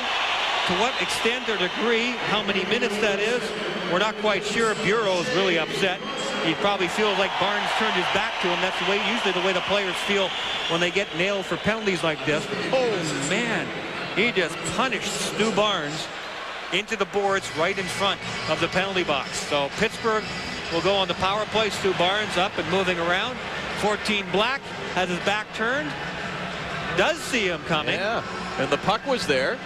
And I'd like to see what the call is on this. It is boarding. It's a 2-minute boarding penalty. What happens on those hits, of course, is you get hit twice. Once by the player and once by the boards. Most of the time, it's the boards that does most of the action. I can see why Bureau is upset. But the league wants to make the players aware that players that they hit are susceptible at times. And I think that that's what the penalty is all about here. Referee Bill McCreary letting Montreal know, perhaps letting Mark Bureau know that that guy was in danger there. You finished him off pretty hard, and he dished out 2 minutes. We just received word that Zarli Zalapski, whom we've mentioned a few times, went out in the first period early on, has a wrenched knee and will not return. So, again, the man who's been up against the Jaromir Jagr an awful lot is the third defenseman. They are not able to do that, certainly with Zalapski in this game, and have seemed to go with just the 2 defensemen, Popovich and Malakoff, against them, and they get help with a forward, more like a left-wing lock system. Well, we're halfway through the second period, Brian. It's a 1-0 lead for the Canadiens. Penguins did a good job keeping the home crowd out of it for the first period, keeping Montreal off the board. But a huge power play opportunity for Pittsburgh if they would like to get right back into this. And obviously, if the Canadiens can kill it off, they'll keep the momentum going. And they have to be very careful here, because Marty Wyshynski in particular, who has killed penalties very effectively all year, is extremely dangerous shorthanded. Here is Jagr with a chance of kicking out the left skate as Moog to make the save, and it's cleared just out of the reach of Wyshynski. One of the better scoring chances Jagr's had in this game. He was able to come outside into the middle on the off-wing side, right-wing side, left-hand shot. He smoked that one from good scoring position. Barnes just not enough steam on that pass. It never found its way all the way to Robert Lang. And Slager now nearly popped it up there to Brule. Here is Rob Brown, rink wide for Hatcher. Hatcher will take it deep, fighting off Popovich. One hands it to the crease, and Moog looked behind. He wasn't sure where the puck was. Popovich knows where it is, and he clears. Yeah, that got deflected right on the edge of the crease. Andy Moog looked over his left shoulder to see if it was behind him in the net. Somehow it got by him on the short side, outside the net. Wawrinka steps across the red line, hands it to Olchuk. Koivu trying to slow him down. Here was Koivu with it. He may try to spring Recchi, but Recchi had to step around for Pittsburgh defenseman Wawrinka. And Slager able to get there for Marty Straka. That was a smart play by Wawrinka, because Recchi was on the fly. Koivu had complete control of the puck. Wawrinka was able to hold up Recchi so that pass couldn't get to him. Olchuk not a Straka. Straka had it chopped away, and it's cleared by the Canadiens all the way down the ice. One of the things that Saku Koivu does so well is he makes passes to spots. Recchi is smart enough to get to that spot. Hopefully the man and the puck arrive at the same time. That's what they were trying to accomplish there shorthanded. Gilanoff around the boards. Able to clear, and Chris Tamer back to get it, and this will be an icing call. We were scoreless until just shy of the halfway mark of the second period. Canadiens feel you can get rebounds off the pads of Tom Barrasso, and Recchi got one there. Jágr hasn't had a lot of great scoring chances. On his last shift out, he gets a chance to move from the outside into the middle of the ice, a prime scoring area. You can see he's right at the tops of the circle. Dave Manson, who was playing the left defense for Montreal, lost track of him for a second. He was moving in the opposite direction, and Jágr went right by him. Canadiens trying to end this series. They lead 1-0 here in Game 6. If the Canadiens can win this, they will take on Buffalo in the second round. Here's a shot by Slager. That block comes right back to him. Rolls it toward Moog. Brunet was there, lost it. Straka sets it up. Francis with a chance deflected before it got to the Canadiens' net. Slager with it again off the board. Jágr, his shot hit a skate. It bounces down in front of Moog. Hero trying to bear down against Francis. Straka trying to dig it out of there, and McCreary stops the play with a whistle. Jiri Slager with some slick work to keep the puck inside the zone, but Montreal really did a great job of boxing out and keeping the Pittsburgh Penguins forwards anywhere away from Andy Moog. There's the slick work I'm talking about. Watch the front of the net, though. Montreal Canadiens will get back. All the black jerseys are to the outside. There's an open alleyway. That's terrific coverage right there. A little sloppy clearing it, but a good job of boxing out. Well, you can bet the Washington Capitals are probably cheering for the Montreal Canadiens. Washington would then be the highest seed remaining, although the way the first round is gone, I'm not sure that home ice advantage or being seeded higher means anything. The Cardiac Kids in Edmonton, that's what we're calling them now. They've had some terrific games, and boy, that was an emotional game last night as well. Curtis Joseph out-dueling Patrick Roy. Yeah, that's got to worry Colorado a little bit. Curtis Joseph is starting to look like he did last year in their series against Dallas. Orenka moves it across to Olesen. He paid the price after he moved the puck. He was hit by Ruzhinsky, who's been much more physical, Brian, in this series than I remember seeing Martin Ruzhinsky throughout his career. He sure has. I mean, that's a great sign. When your skilled players start throwing the body around, too, it really ignites the other guys, you know, especially it might make a guy feel guilty, like, geez, Marty's doing it, I better do something, too. Orenka's shot deflected wide of Moog. Moving in, Olchuk tried to dump it in front. Manson has it now. And Manson backs it off the boards and almost had Damphousse sprung behind. That was a good defense. Sorry, Dan. There was a good reaction there by Manson. You could see Damphousse on the slide and did try to go for the bank. Outside pass nearly clicked there for Savage as Barrasso was moving from left to right. In front it is blocked and cleared by Gronman. Here is Jágr with it. One of the few times he's been able to skate with any space. Francis tried to go across. Straka was intercepted. Back comes Recchi, who has the only goal of the game. Recchi trying to protect the puck. Hands it off to Koivu. Barrasso's down. Koivu with a backhand, and he hit the side of the net. Boy, are these two ever dangerous together, Koivu and Recchi. Corson, the third man in the threesome, tries to set it up. Barrasso to save at the side of the net. Corson wants to dig it out of there, and McCreary has lost sight of it. As Gronman and Koivu, a couple of ex-teammates over in Finland, and Corson coming over to... Yeah, well, Shane Corson, this guy who's got to take care of Koivu and Recchi, that's one of the main reasons he was put in that line last year in the first place, because neither Recchi or Koivu was very big.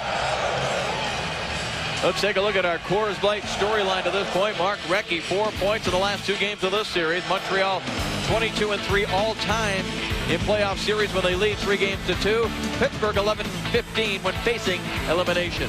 And our Coors Light replay is Mark Recchi's goal in this game. A nice shot by Koivu, terrific rebound by Recchi, and it's 1-0. On the last shift, watch Shane Corson, 27 white, go in behind Tom Barrasso. Barrasso wants to cuff him one. He doesn't even see him. He knows he's there. What's key about that is Shane Corson's been doing that to Barrasso all series long. Skating through the crease, getting in behind Barrasso, making plays from behind the net. It has unnerved Barrasso. You could see it physically in the first game or two. I'm sure he talked about it with his teammates because Pittsburgh really started rocking Corson in behind the net. And Corson's up to his old tricks here in this Game 6.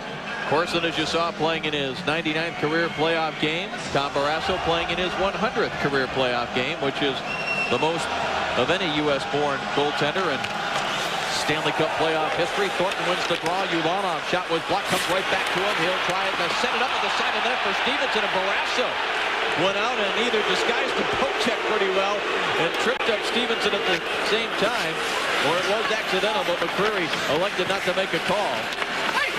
Here is Thornton wrapped around. Oh, it's scores! It trickled through the legs of Barrasso. Stevenson on the wraparound.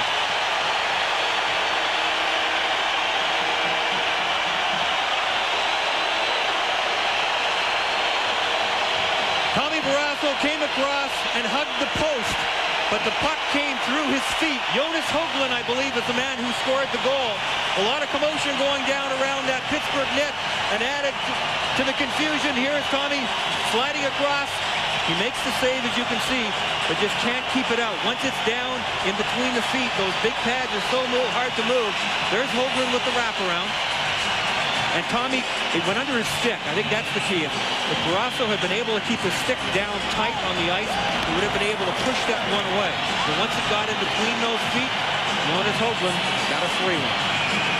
Stevenson started to make the wraparound move. You're right. Höglund took it over, and just his second career playoff goal. Kevin Constantine, I think, wants this goal looked at. Well, because of the commotion that was around, I think they're probably asking for a replay, wondering about people in the crease. That's always the first thing that you look for. Let's take a look for ourselves on the shot from above. Oh, boy. Turner Stevenson's left skate. Yeah. But they did not ask for a replay. Bill McCreary made the call instantly. They did not go upstairs. 2-0 Montreal. 2 goals on their last 3 shots on goal. Recchi, his third of the playoffs. Höglund, his second. Anytime a goal is scored now, the team that gets scored on, they're going to ask automatically, go upstairs, go upstairs. Bill McCreary didn't want to.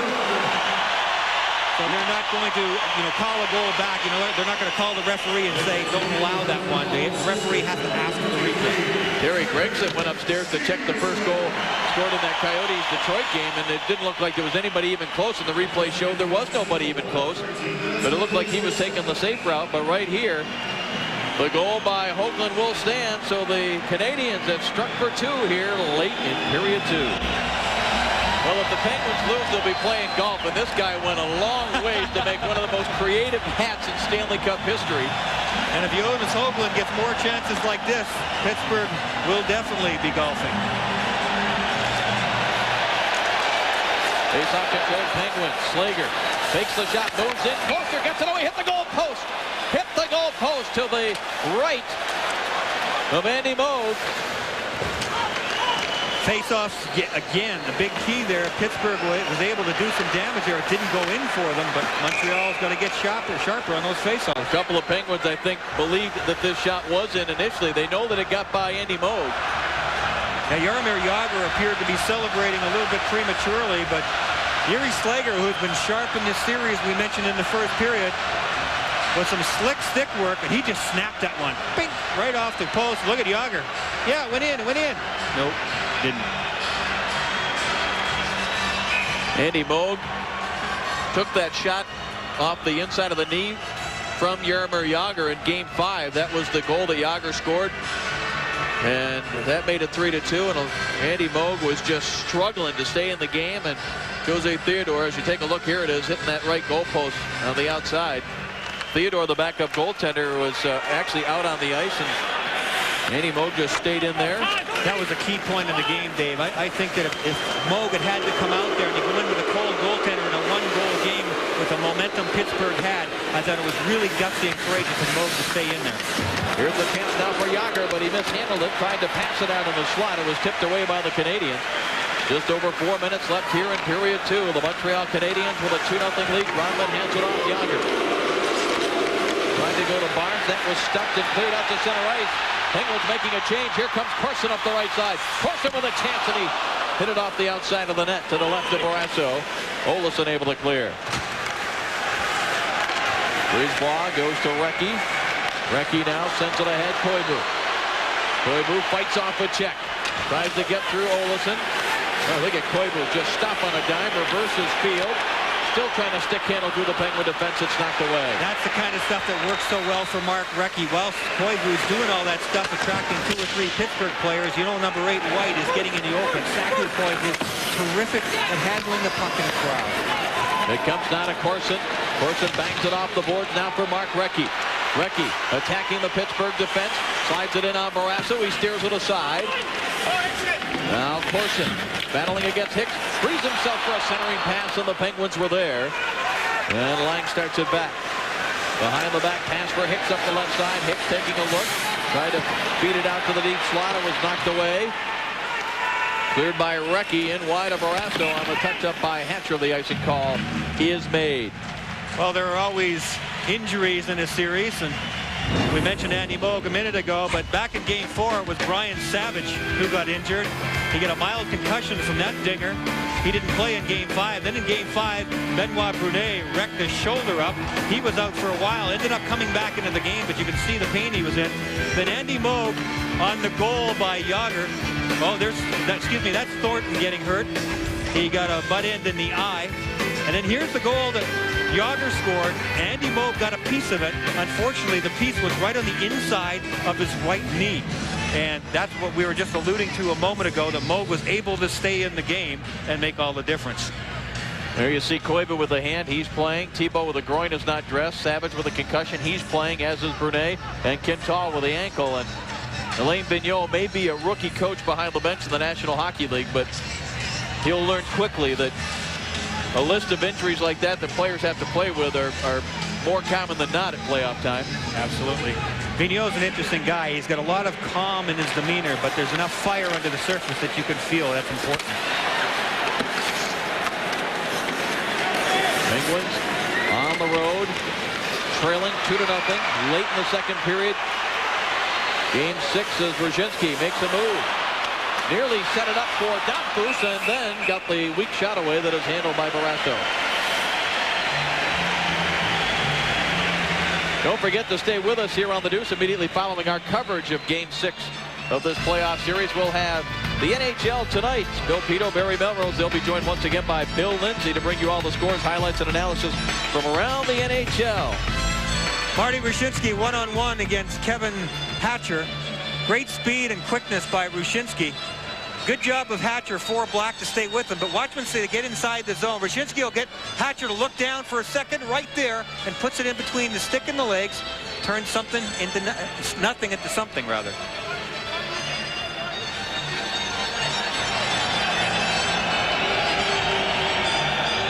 Hatcher checking the clock and sees there's 2:34 remaining. Not a whole lot of shots. Penguins with only 3 here in the second period. Both teams having trouble getting to the net to finish off plays to get shots, but still a lot of tempo and some good speed in this game.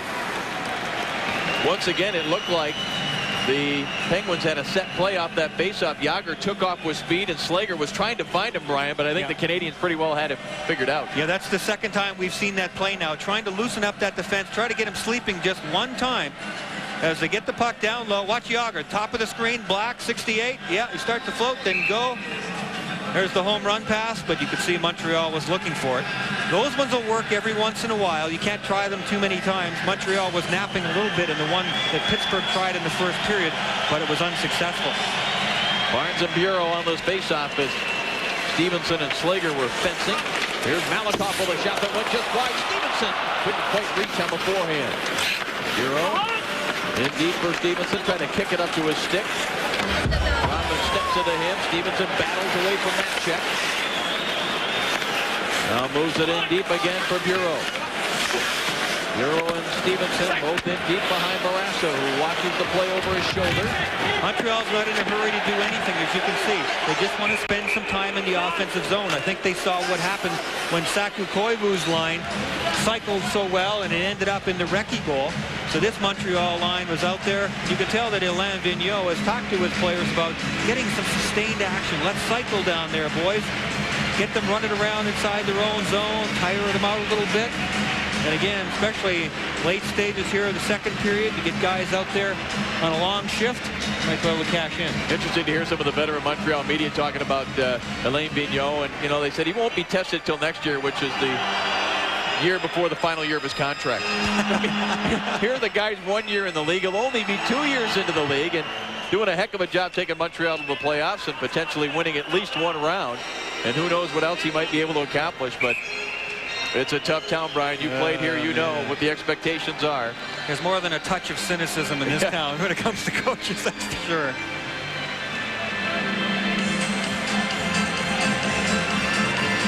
Recchi and Francis on this face-off deep in the Pittsburgh zone, and Francis controls. Hatcher plays it around now. Yager. He's starting to hear the boos even when the puck's just coming towards him.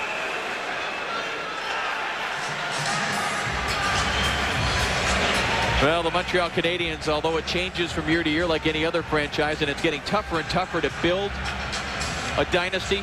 Well, when you mention dynasty, you have to mention the Montreal Canadiens. They've won 24 Stanley Cup champions, 23 officially since the NHL began in 1917-18. They have not won a playoff series since the last Stanley Cup banner was hung here in 1993, and that's when the pressure starts to build. Yeah, but it's just in that key phrase right there. Not since 1993. In this town, that's a long time. Boy. And they're so used to seeing championship teams, you could tell by all the banners, the 24 cups that they've won here, that's what makes the pressure for this team in a very well-balanced National Hockey League. It's tougher than ever. Well, how many teams would like to say, geez, we haven't won since 93. We haven't hung a banner since 93. Things are tough. Here is Koivu working his way in. Koivu sends it deep. Here is Recchi. Recchi tried to put it out in front for Koivu. It was picked off. Koivu got it back momentarily. Now Francis will clear. Francis, Straka, and Yager against Koivu, Recchi, and Corson. Recchi is checked by Slager. Now it comes to Yager into the Montreal zone. Yager waits. Has the late man Hatcher. Hatcher tries to put it toward the net. Koivu blocked it. Here's Koivu with it, playing it around the boards. And Corson slides it ahead for Recchi. Borenka, the lone defender, back with this line looking for a change. There's a real patience to Montreal's game that's starting to show through now. They're looking like the team that knows how to defend the lead properly, and they're doing it right now with this 2-0 lead late in the second period. Morozov puts it deep. It is picked up by Manson along the boards for Savage. Savage snaps it ahead. It's picked up by Ruzhinsky. Crisscrossing, hands it off to Danfus with speed. Danfus cutting in. Circles the goal, tries to put it in front. Goes to the point. Manson fakes the shot. Danfus spins away from Lang. Back to the point, Manson. Lang able to come up with it. Puts it off the glass, but not out. Here's Ruzhinsky with it. Gives it back to Danfus. Cutting out of front. A chance here. Hit the side of the net. Savage had some room to the left of Barrasso. And that all came about when the Penguins failed to clear the zone. Robert Lang had a chance to do it, and it almost cost the Pittsburgh Penguins. Pittsburgh got a little sloppy there. They had one chance to clear the puck. They didn't do it. The patience really showed for Montreal on that last chance. Danfus, Savage came out from behind the net for whatever reason, just couldn't quite handle it. Well, the team that has had the lead after 2 periods has won every time in this series. It's 2-0 Canadiens. ESPN News Network is next. As the teams took the ice, it quieted down a bit in the first, but I imagine we'll hear another explosion if Montreal can hang on and win this game and win the series. Dave Strader back along with Brian Engblom. We've been waiting for somebody to really take control. We talked about the up and down nature of the play of both teams, but really starting with Game 5, it slowly looks like Montreal has taken this thing over. They're really starting to get into a groove. I think a key in this game has been cycling. Early in the game, Pittsburgh was able to get some cycling from their big line. It has evaporated since then, but Montreal has started to do it, and it led to 2 goals. Recchi will come in late on the play and get a free one. That one made it 1-0. Then good sustained attack again led to this wraparound for Jonas Höglund. 2-0, and Pittsburgh is on their heels. Then Vinny Danfus with more of the same kind of effort and energy, turning nothing into something. That almost made it 3-0.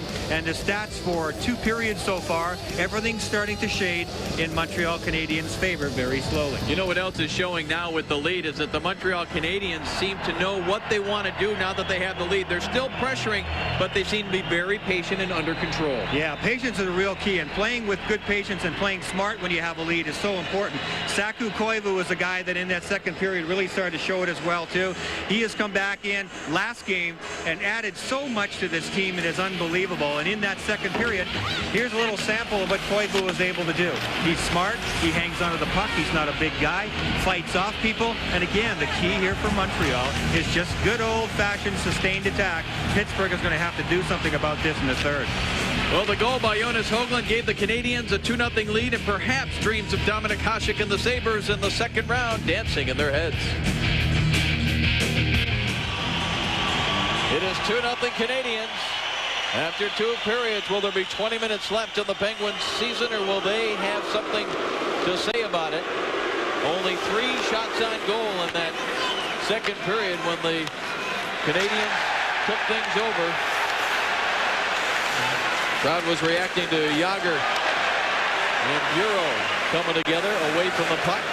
Here comes Slager now. Slager tried to drive a shot from the blue line. Blocked by Popovich. Malakoff for the Canadiens along the boards. It is cleared to center ice. A 2-on-1. Bureau and Brune. A good job by Grondman, the youngster. Held in by Stevenson. His shot though deflected wide. Stevenson out-battles 2 Pittsburgh players. 3 of them down there. Came up with the puck. Nearly able to set up a teammate. Cycling in this third period is going to be critical. If Montreal can do it the way they did in the second, the game's over already. Here's a steal by Morozov. Morozov puts it in front of Chance at the goal post. Robert Lang. It sounded like it may have hit the goal post. We'll wait and see for sure on the replay as Corson dumps it in and Barrasso steers it aside. Boy, that's what the Penguins needed badly, was to get on the board here early, get some confidence. And that's what Andy Moog has done for Montreal throughout this playoffs. Make big saves at the right time, just like the one in the very first shift of this game that could have sent things Pittsburgh's way early. Barrasso leaving it there. Chris Tamer now sends it ahead for Hatcher. Hatcher plays it off the boards. Andreas Johansson. Good play by Downfus to knock it away. Now it's picked up and they try to put it in front for Straka. Back at the line. Here's Olsen with a chance. Save made. Moog is down with a puck cleared by the Canadiens. Good hard work down low. Stefan Quintal was on the wrong side of Jaromir Jágr though. So Montreal got a little bit of luck there. There was a shot from the point. Andy Moog had to go down.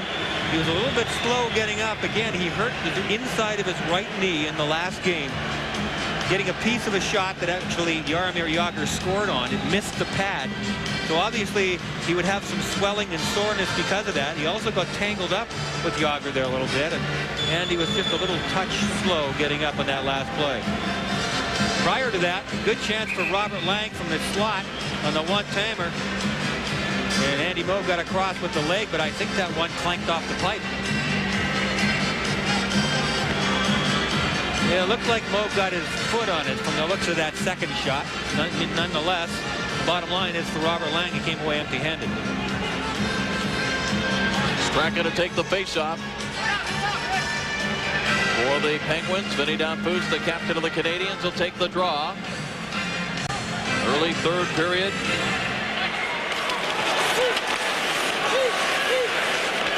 Breaks free of a check, but it's the Canadiens that come up with it.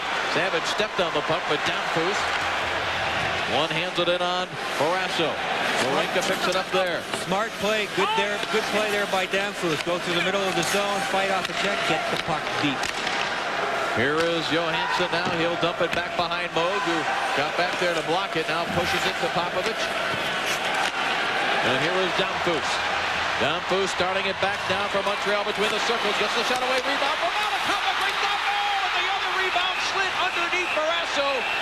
Right into his pads. He never saw it. Pittsburgh got a huge break there after Barrasso made the initial save. Can you believe that one didn't go in the net? Brian Savage is the one Montreal Canadian who's had no luck tonight. Watch this play develop. That was Malakoff holding on, making the shot. And then a good close-up look of Tommy Barrasso as the puck came right back to him like a magnet. Here's the play, the initial shot. Malakoff comes right through late. There's the rebound. You can go out on the far side. But what you don't see is that Brian Savage, who came into the picture later on, had a chance to just bury that one into an empty net. But he could not get the handle on it properly. And Tom Barrasso's had a strong series, made a lot of big saves, bailed his team out an awful lot of the time. He needed a little luck, and he got it. Well, the team with the lead after period 2 has won all 5 of the games. And it is, of course, Montreal that has the lead here for the 4th time.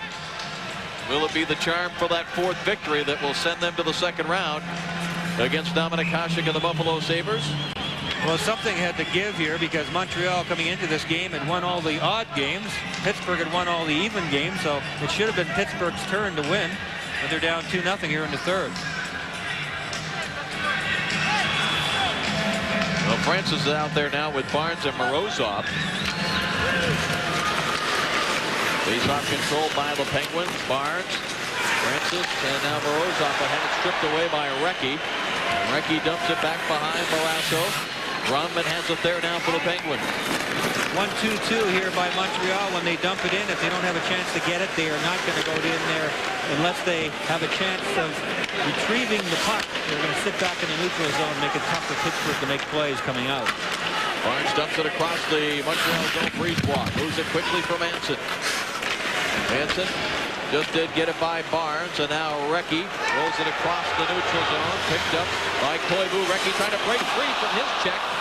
He did, but the pass not quite on the mark. Koivu has to go all the way back center ice to get control. Koivu now for Brunet, and Recchi had not cleared the zone. Well, the Pittsburgh Penguins know the task that faces them. They have a big hill to climb. Talk about tradition with this franchise. The 24th head coach of the Canadiens, Alain Vigneault, his last 8 years of junior hockey in the Quebec Major Junior Hockey League, but he may have a major headache if he has more guys added to that injury list, although several of these players are in the lineup. But we understand that Saku Koivu left and went down to the dressing room. And again, we're not sure whether or not he may have taken a hit on that left hand.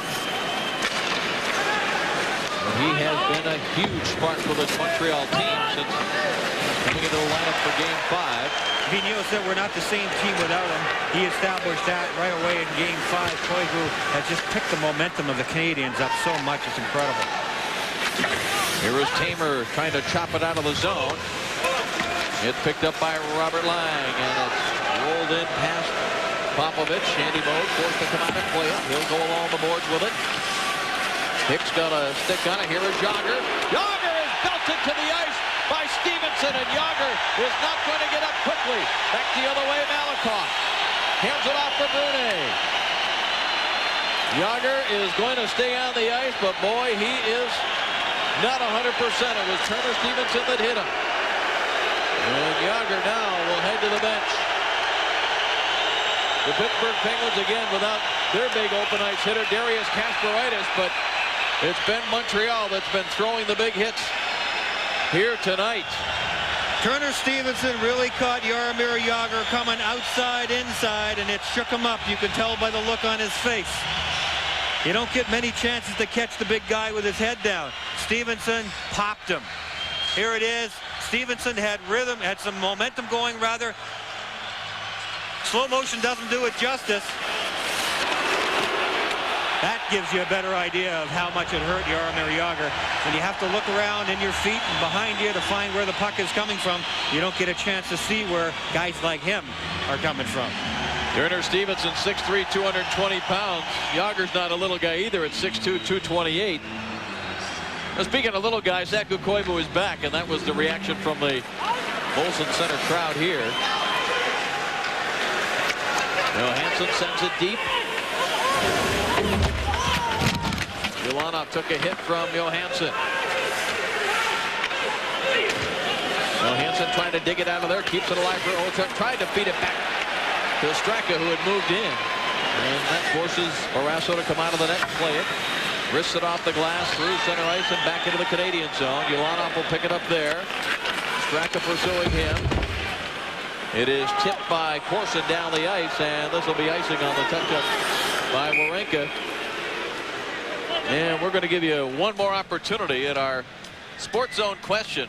The biggest upset in the playoffs the last 5 years. Was it this year's Jersey-Ottawa series, last year's Edmonton-Dallas, in '95 when the Rangers were the 8th seed and they upset the top seed Quebec in the Eastern Conference playoffs? Or was it in '94 when San Jose defeated Detroit?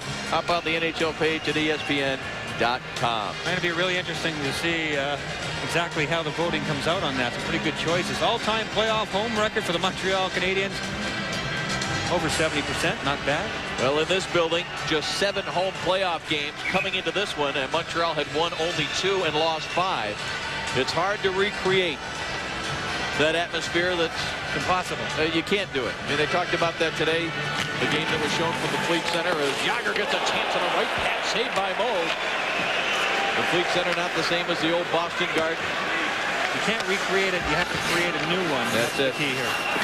The next couple of shifts are going to be key for Pittsburgh. Yager looks like he's got a little bit of fire in him right now. He's upset by that hit. And 8 times are wasted. Yager or somebody has to get something going here for Pittsburgh. Yager hands it off now for Slager. Slager a bit off balance, couldn't control. Back the other way comes Bureau. Bureau against Garman, drives the shot. Marasso wasn't sure where it was. He looked behind him. All eyes are on Jaromir Jagr all the time, and for good reason. The guy has tremendous skills. Throughout this series, he's had to wear 3 defensemen instead of the normal 2 on just about every shift of every game. That has not happened here tonight against Zarley. Zalapski was injured very early on in the first period, did not return. But Malakoff and Popovich have been outstanding. 19 for 19, and there hasn't been any room to breathe throughout this game. Those 2 big guys have done a great job. It takes big men to play against Jagr because he's so big and strong. You got to be quick and fast too. Malakoff certainly has speed. Popovich is smart. Popovich is on the offside, so he doesn't have quite as much contact as Malakoff does.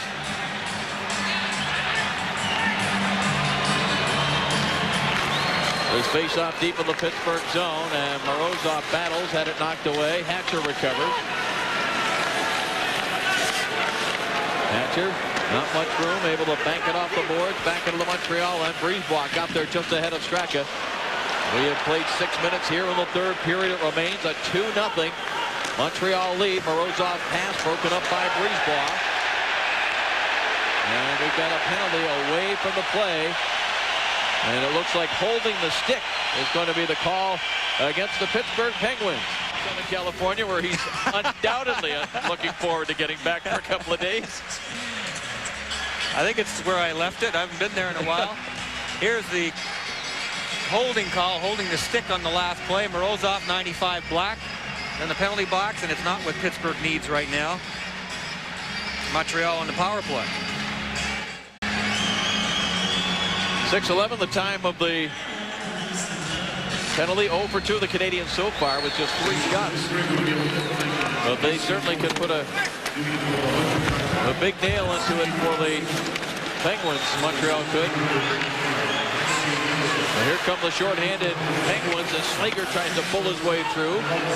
Andy Moog able to clear it off the boards. I really believe that if Pittsburgh's going to get anything going, they're either going to need some power plays or it's going to come from their defenseman. Yuri Slager's trying to get something going, but I'm not sure his timing's great. They're a man short. It's not time for him to get caught in the offensive zone. Recky's pass deflects to Malakoff. Back to the line.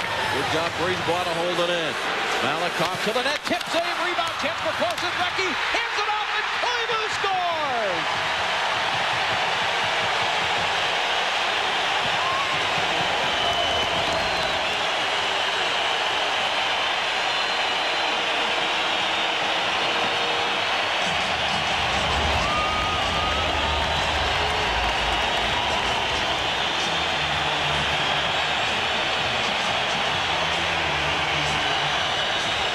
Don't anybody slap that left hand. He still needs it in order to score a second goal if he gets a chance. Montreal is oozing confidence in every aspect of the game. That was a smart play by Malakoff to get the puck quickly down low to Corson, who was on the doorstep. Corson got 1 free whack at it, loosened it up. Recchi to Koivu, 3-0.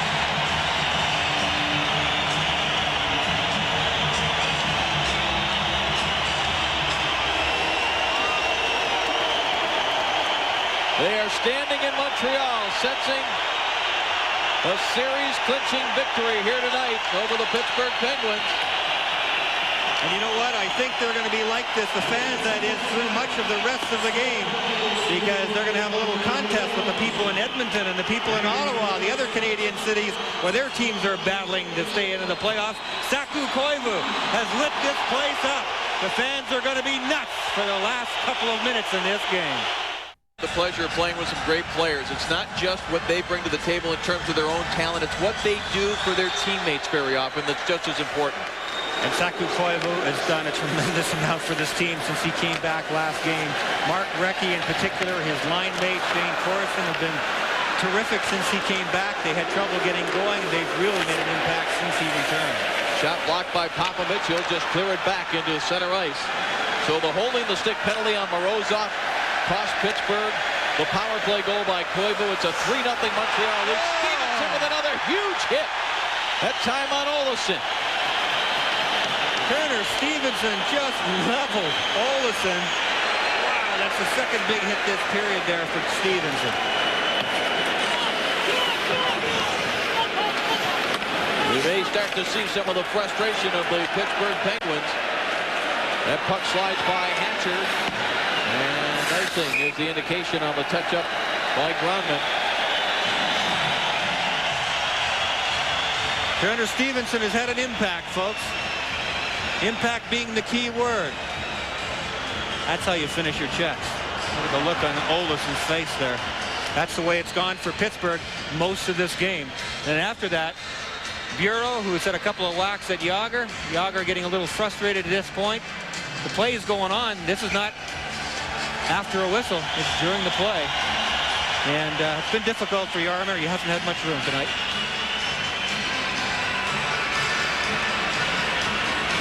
Yager can only shake his head and wonder.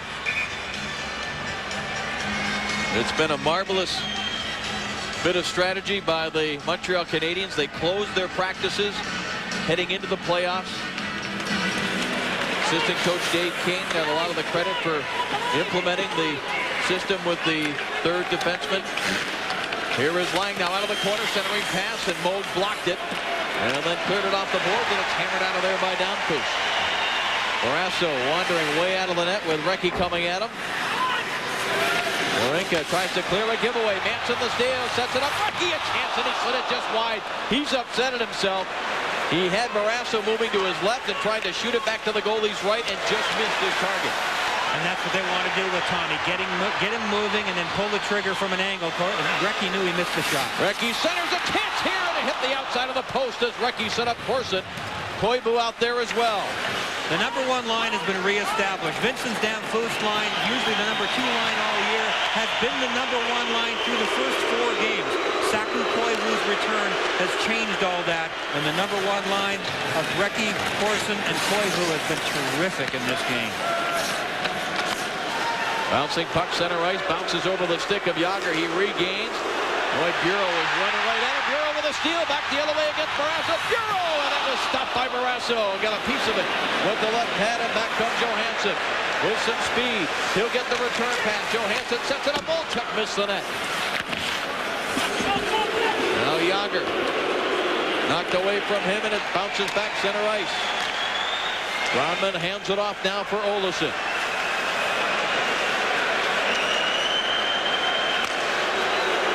Yager with it, spins away from Stevenson. Yager still controls. Hands it off for Olchuk. He is put to the boards by Brunet. And now Downfuss comes up with it, trying to catch the Penguins on a change. Here comes Downfuss. Downfuss to the backhand. Grondman rides him to the corner, and back out comes Rob Brown now for Pittsburgh. Brown backhands it. Tries to bull his way through Ulanov. Moog out of the net, plays it around the board, capture to the net, save made by Moog, and the puck goes to the corner. Tim Call is there, up the glass with it, Brown with a big hit, along the boards on Savage. Now Ulanov hustling back for the Canadiens, wraps it around, Hatcher is waiting there, puts it back in deep for Francis, Francis behind the net, had it knocked away, Brown picks it up, penalty coming against the Canadiens, a wrap around and stopped by Moog. And a power play for the Penguins. As we pass the halfway mark of this third period. One of the few times that Pittsburgh was able to get any sustained action into the Montreal zone, and that's a key. We've seen it work for Montreal in this game. It was working for Pittsburgh just for a second, and Ronnie Francis nearly cashed in. As there was the delayed penalty call going on, Francis will get the puck behind the net a second time. A walk out there, Andy Moog's right. Oh, yeah, Andy got across there just in time. Brian Savage took a penalty on the play. A critical time for the Pittsburgh Penguins right now. They will go on the power play, and they don't need just momentum, folks. They need rubber in the Montreal net. No style points here. They won't add up. They've got to find a way to get it behind Andy Moog. They've shown times where they've moved the puck around effectively and got some good shots on net. But Andy Moog's calm demeanor has spread throughout the rest of the Montreal Canadiens. That's one of the great things about Andy and his experience. He has been outstanding in this series. Penguins were outstanding here in Game 4 with 5 special teams goals. But other than that, I mean, the Canadiens have done a terrific job. Montreal has controlled the series 5-on-5. And other than that outburst, they've done well on special teams as well in this series. Yeah, Pittsburgh been really streaky, real streaky on their power plays. Montreal has been more consistent, scoring on a more regular basis. Power play goal scored by Koivu, giving them a power play goal. Montreal, that is, in every game but one in this series. Barrasso out to settle it down now for Hatcher. Hatcher moves it ahead now for Francis. Francis into the Montreal zone, keeps the puck, hands it off. A chance here in front, deflected by Barnes and Moog. Sprawling made the save, and the puck cleared. Here is Brunet just putting it past Hatcher. That's a bad sign for Pittsburgh. The good thing was terrific play, excellent puck movement. Bad thing, no finish. Here is Jagr, spun around by Manson. Number 9 couldn't get to it, and the puck is cleared by Recchi.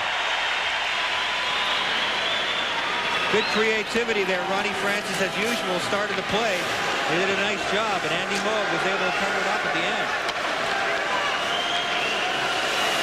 Play offside at the Canadian blue line with 8:22 left here in the third period. And, you know, one of the things we talked about coming into this series, there was a lot of guesswork, especially in the Montreal media. Who was going to start in goal? Was it going to be Jocelyn Thibault? Was it Andy Moog? Conventional wisdom said Moog.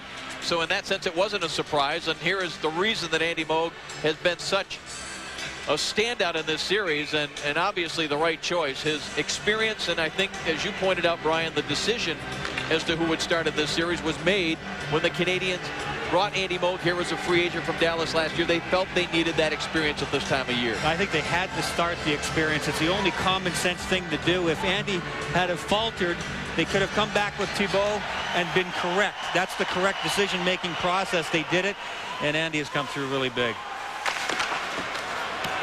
Popovich able to hammer it down the ice as Barrasso comes out now. And again, and Andy, I mean, obviously struggled in the one game. He gave up 5 goals on 9 shots, and that was in Game 4. But it's only 1 loss. And the fact that early in Game 5 he came out and was terrific just shows you his calm demeanor. I'll tell you, it has really spread to the rest of this Montreal team. You can feel it in this building as you watch the play develop here. It started midway through the second period for sure. We showed you some of the highlights at the second period intermission. How Montreal is definitely in the groove now, and Pittsburgh is trying to piece something together, but it's not happening right now. 10 seconds left in the power play opportunity for the Penguins. Canadiens, though, still working as hard with a 3-0 lead as they worked when it was scoreless. Knocked down by Recchi. Recchi will just kill some time here. It's picked up now by Hatcher.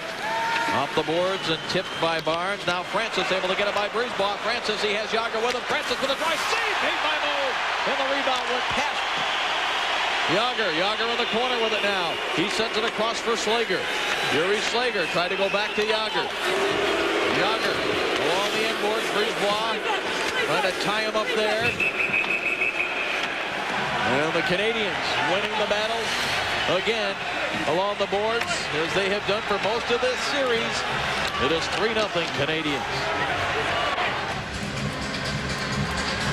Everybody turns to Jagr and Barnes and Francis to do the magic for Pittsburgh, and they've got to come up with some magic now. The big line's out there.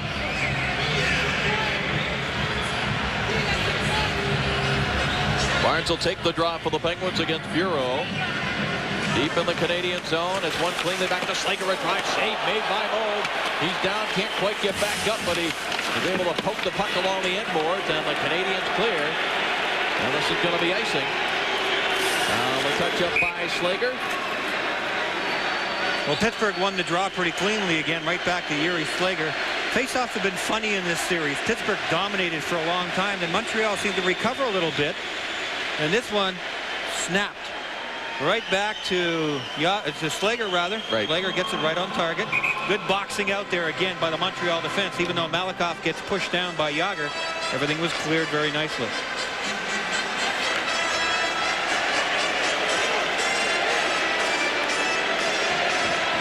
Well, other than Game 4, when you mentioned that Andy Moog gave up the 5 goals on the 9 shots, he has stopped 127 of 135 shots. That's a save percentage of over 94% over the rest of the series. Well, if you're going to go bad, you might as well go bad all at once and just throw out that game. It's exactly what Andy Moog and the Montreal Canadiens did, and they recovered extremely well. That's another reason why it made so much sense going with a veteran, because he's a guy that certainly can bounce back from that kind of a performance.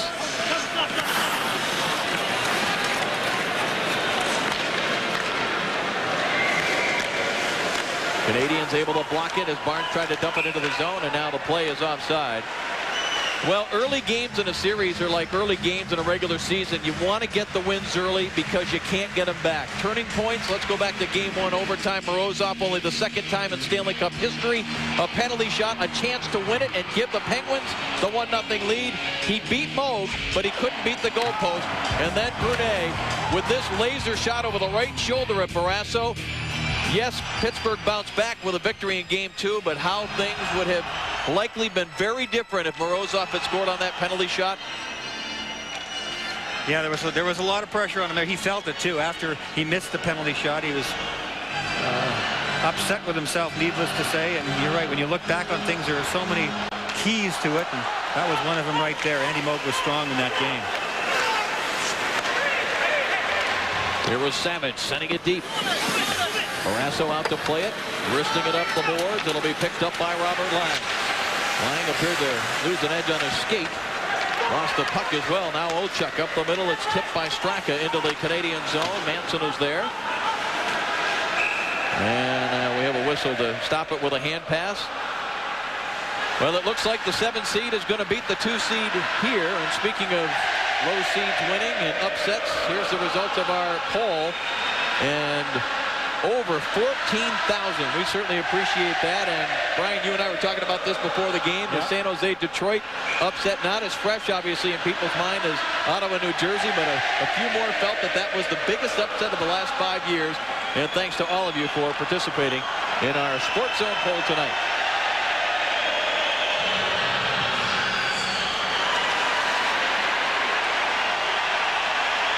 Well, they started the hey, hey, goodbye song here at the Molson Center. Pittsburgh's still trying to piece something together, but they just don't have any momentum. And Vinny Danfus and his teammates have been terrific. Kevin Constantine looking up and down his bench, trying to figure out who he might be able to go to in this situation to light a fire, get something going, maybe have one go in off a leg. Kevin Constantine did a great job. He's one of the potential candidates for Coach of the Year, but he's been around long enough to know you're not gauged by what you do in the regular season. It's mainly in the playoffs. He had some horrible regular seasons in San Jose and a couple of wonderful playoffs. It didn't necessarily lead to job longevity there, but I mean, he knows that it was wonderful what they accomplished this year. They did some great things in Pittsburgh, but they have to look at what has happened in this series, Brian, and make some personnel adjustments to make themselves a more playoff dangerous team. Always, that's true. And he was the coach of that San Jose team that all our sports poll people right. just voted on and upset Detroit. So he knows what things are like. But probably of all the series, with the exception maybe of Boston, Washington, this one had 2 teams very closely matched. There wasn't much difference on paper between the two of them. All the players on both teams acknowledged that, and it has definitely been a battle, but with 5 minutes to go here, Pittsburgh just can't seem to find a crack in the armor and get anything going against a very strong and determined Montreal Canadian team right now. Francis hands it off. Yager up the middle, goes to the backhand, lost control of it, and the puck slides wide. Yager did everything right except finish it. He made the move, went to the backhand, he had the open side, and then the puck just rolled off his stick. That's 3 times now. That would have tied up the game. 3 times where Pittsburgh has come up with good plays and had more than a great chance of scoring a goal, but there was no finish. Well, the Canadian fans are sensing that Jaromir Jagr is in trouble of going out in the playoffs. Jaromir Jagr got a great scoring chance on his last shift. Watch, the puck is rolling. It goes underneath Andy Moog. Yager can't get back to it, but that's what's gone on here in the third period. Here's another real good look. It got by Andy, but he got a glove on it just to redirect it by the empty net. 5 goals on 9 shots in Game 4, as we referred to, and then 127 saves on 135 shots other than that.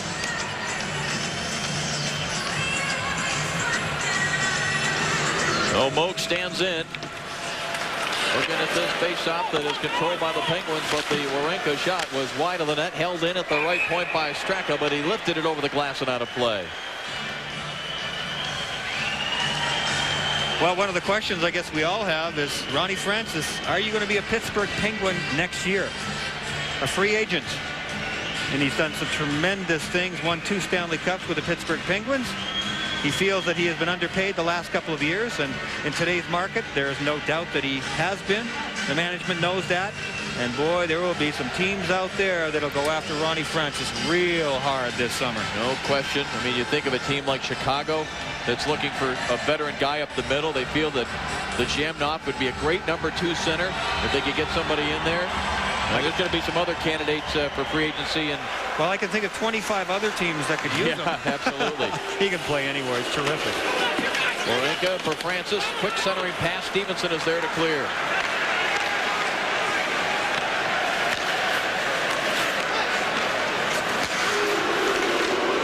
Yager is bounced around. And the puck cleared by the Canadiens to center ice. Stevenson left side now for Bureau, and he just puts it in deep with under 4 minutes left now in this game, in this series, and in the season for the Pittsburgh Penguins, unless they can mount an absolutely miraculous comeback. And after what we saw in that St. Louis-LA series, anything seems in the realm of possibility in these playoffs. Here is Hatcher behind the net, looking out in front. The puck never got there. Koivu will come up with it, and Koivu, with his speed, will protect the puck and one-handed back into the Pittsburgh zone. Recchi with a hit. Here is Recchi, and he dumps it back behind the Pittsburgh goal as the Canadiens are just going to continue to do whatever they can, Brian, to take time off the clock. They're playing it smart. They have confidence. They're executing very well in the middle of the ice, making the smart plays coming out of their zone, keep everything to the boards, skate to open ice, over the red line, and in. The Montreal Canadiens trying to win a playoff series for the first time since the '93 finals against Barry Melrose and the LA Kings, but we're going to get a penalty here. Brian Savage, interference. Pittsburgh turned the puck over inside the Montreal end, make a quick pass from the corner out front. Brian Savage came back to the slot area to help out his teammates, and it turns out to be an interference call right about there. Top of the circle, Brian Savage, 2 minutes interference. Well, down 3-0, 2:44 left potentially in your season. Do you pull Barrasso? He's over by the bench talking with the coaches. Go for the 6-on-4 skating advantage. Right now, Barrasso looks like he's going to skate back. I believe that's Thomas Gronman. He got whacked into the end boards by Mark Recchi, who was finishing a check, and the side of his face got slapped into the glass. There's the hit. Oh, yeah. Yeah, that one hurt. The last gasp here, yes, for Pittsburgh. I mean, they need to make something happen. I mean, it has to happen very quickly because they're down 3, 2:44 to go in the game. Power play number 6 for Pittsburgh. Obviously unable to convert with nothing on the board against Andy Moog. Here is Hatcher. Drops it back to the line. Olsen drives the shot. It didn't get through. Picked up by Hatcher. A shot. And that bounced off of something. Went wide of Moog. Back to Hatcher at the line. Kevin Hatcher to the net. Tipped and a save made by Moog. And the puck cleared by Bureau to the board. And he'll fight out Kevin Hatcher to clear it. Smart playing on the power play by Pittsburgh. Just get the puck to the net. Ronnie Francis was in front. They can't get any luck right now. Francis deflected one wide of the net. He couldn't even get a chance at his own rebound. Brzezinski protecting the puck. Hands it off for down. Boosting up to join the rush now is Malakoff. Down Foose and Malakoff, 2-on-1. Down Foose shoots, and the save made by Morasso. Now Barnes takes over for the Penguins. Under 2 minutes to go in this one. Olesen slides it ahead. Francis for the Penguins tried to hand it off to Olchuk. It was knocked away. Canadiens clear.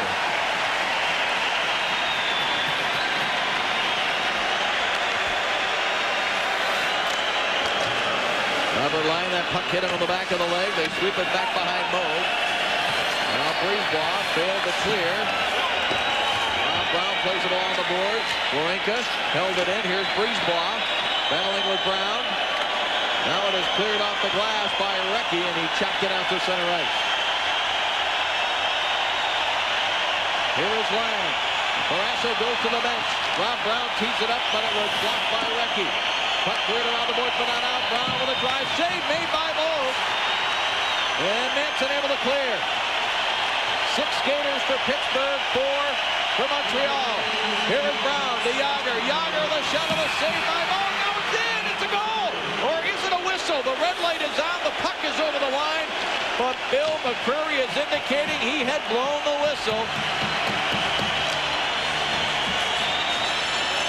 And that might just put it in a nutshell right there for the Pittsburgh Penguins. No doubt about that. Well, we've got the cameras and we've got the microphones.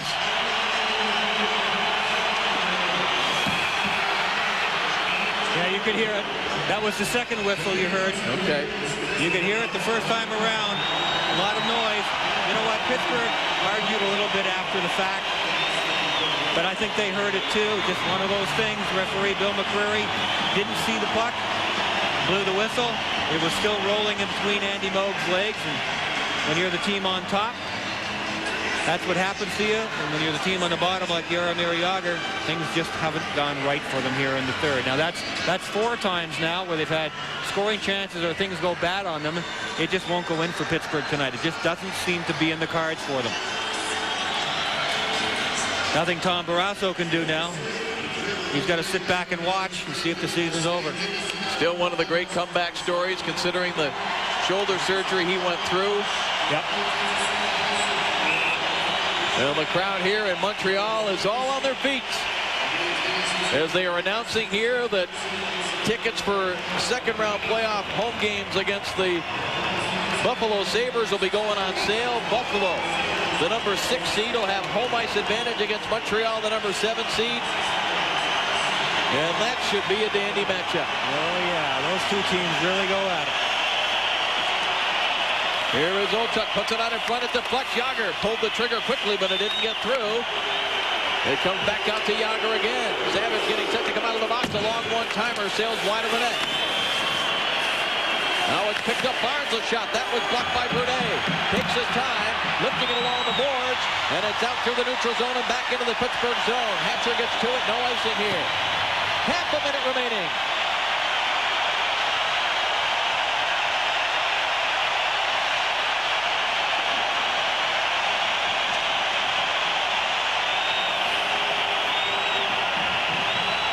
Francis tries to center. Here's Jagr. It's poked away from him. Euro will clear, and this crowd will take you to the final buzzer.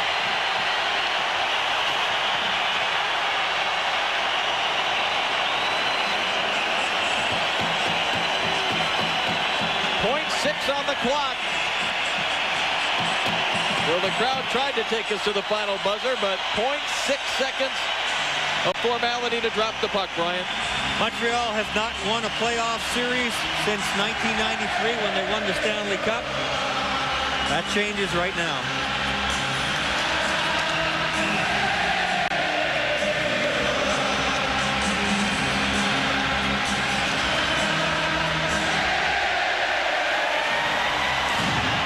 It is official now. The fireworks go off in Montreal.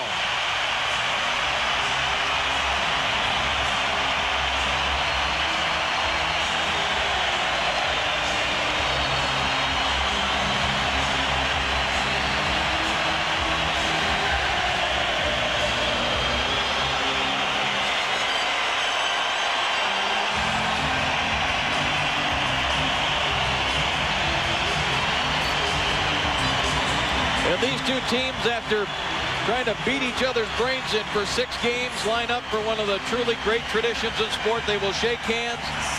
The Penguins will congratulate the Canadiens for moving on. The Canadiens will congratulate the Penguins for a hard-fought battle. Montreal deserved this win in the series. They started to gain confidence steadily. And after all, confidence and momentum is what the playoffs are all about. They really demonstrated it last game and carried it forward into this game. 4th career playoff shutout for veteran Andy Moog.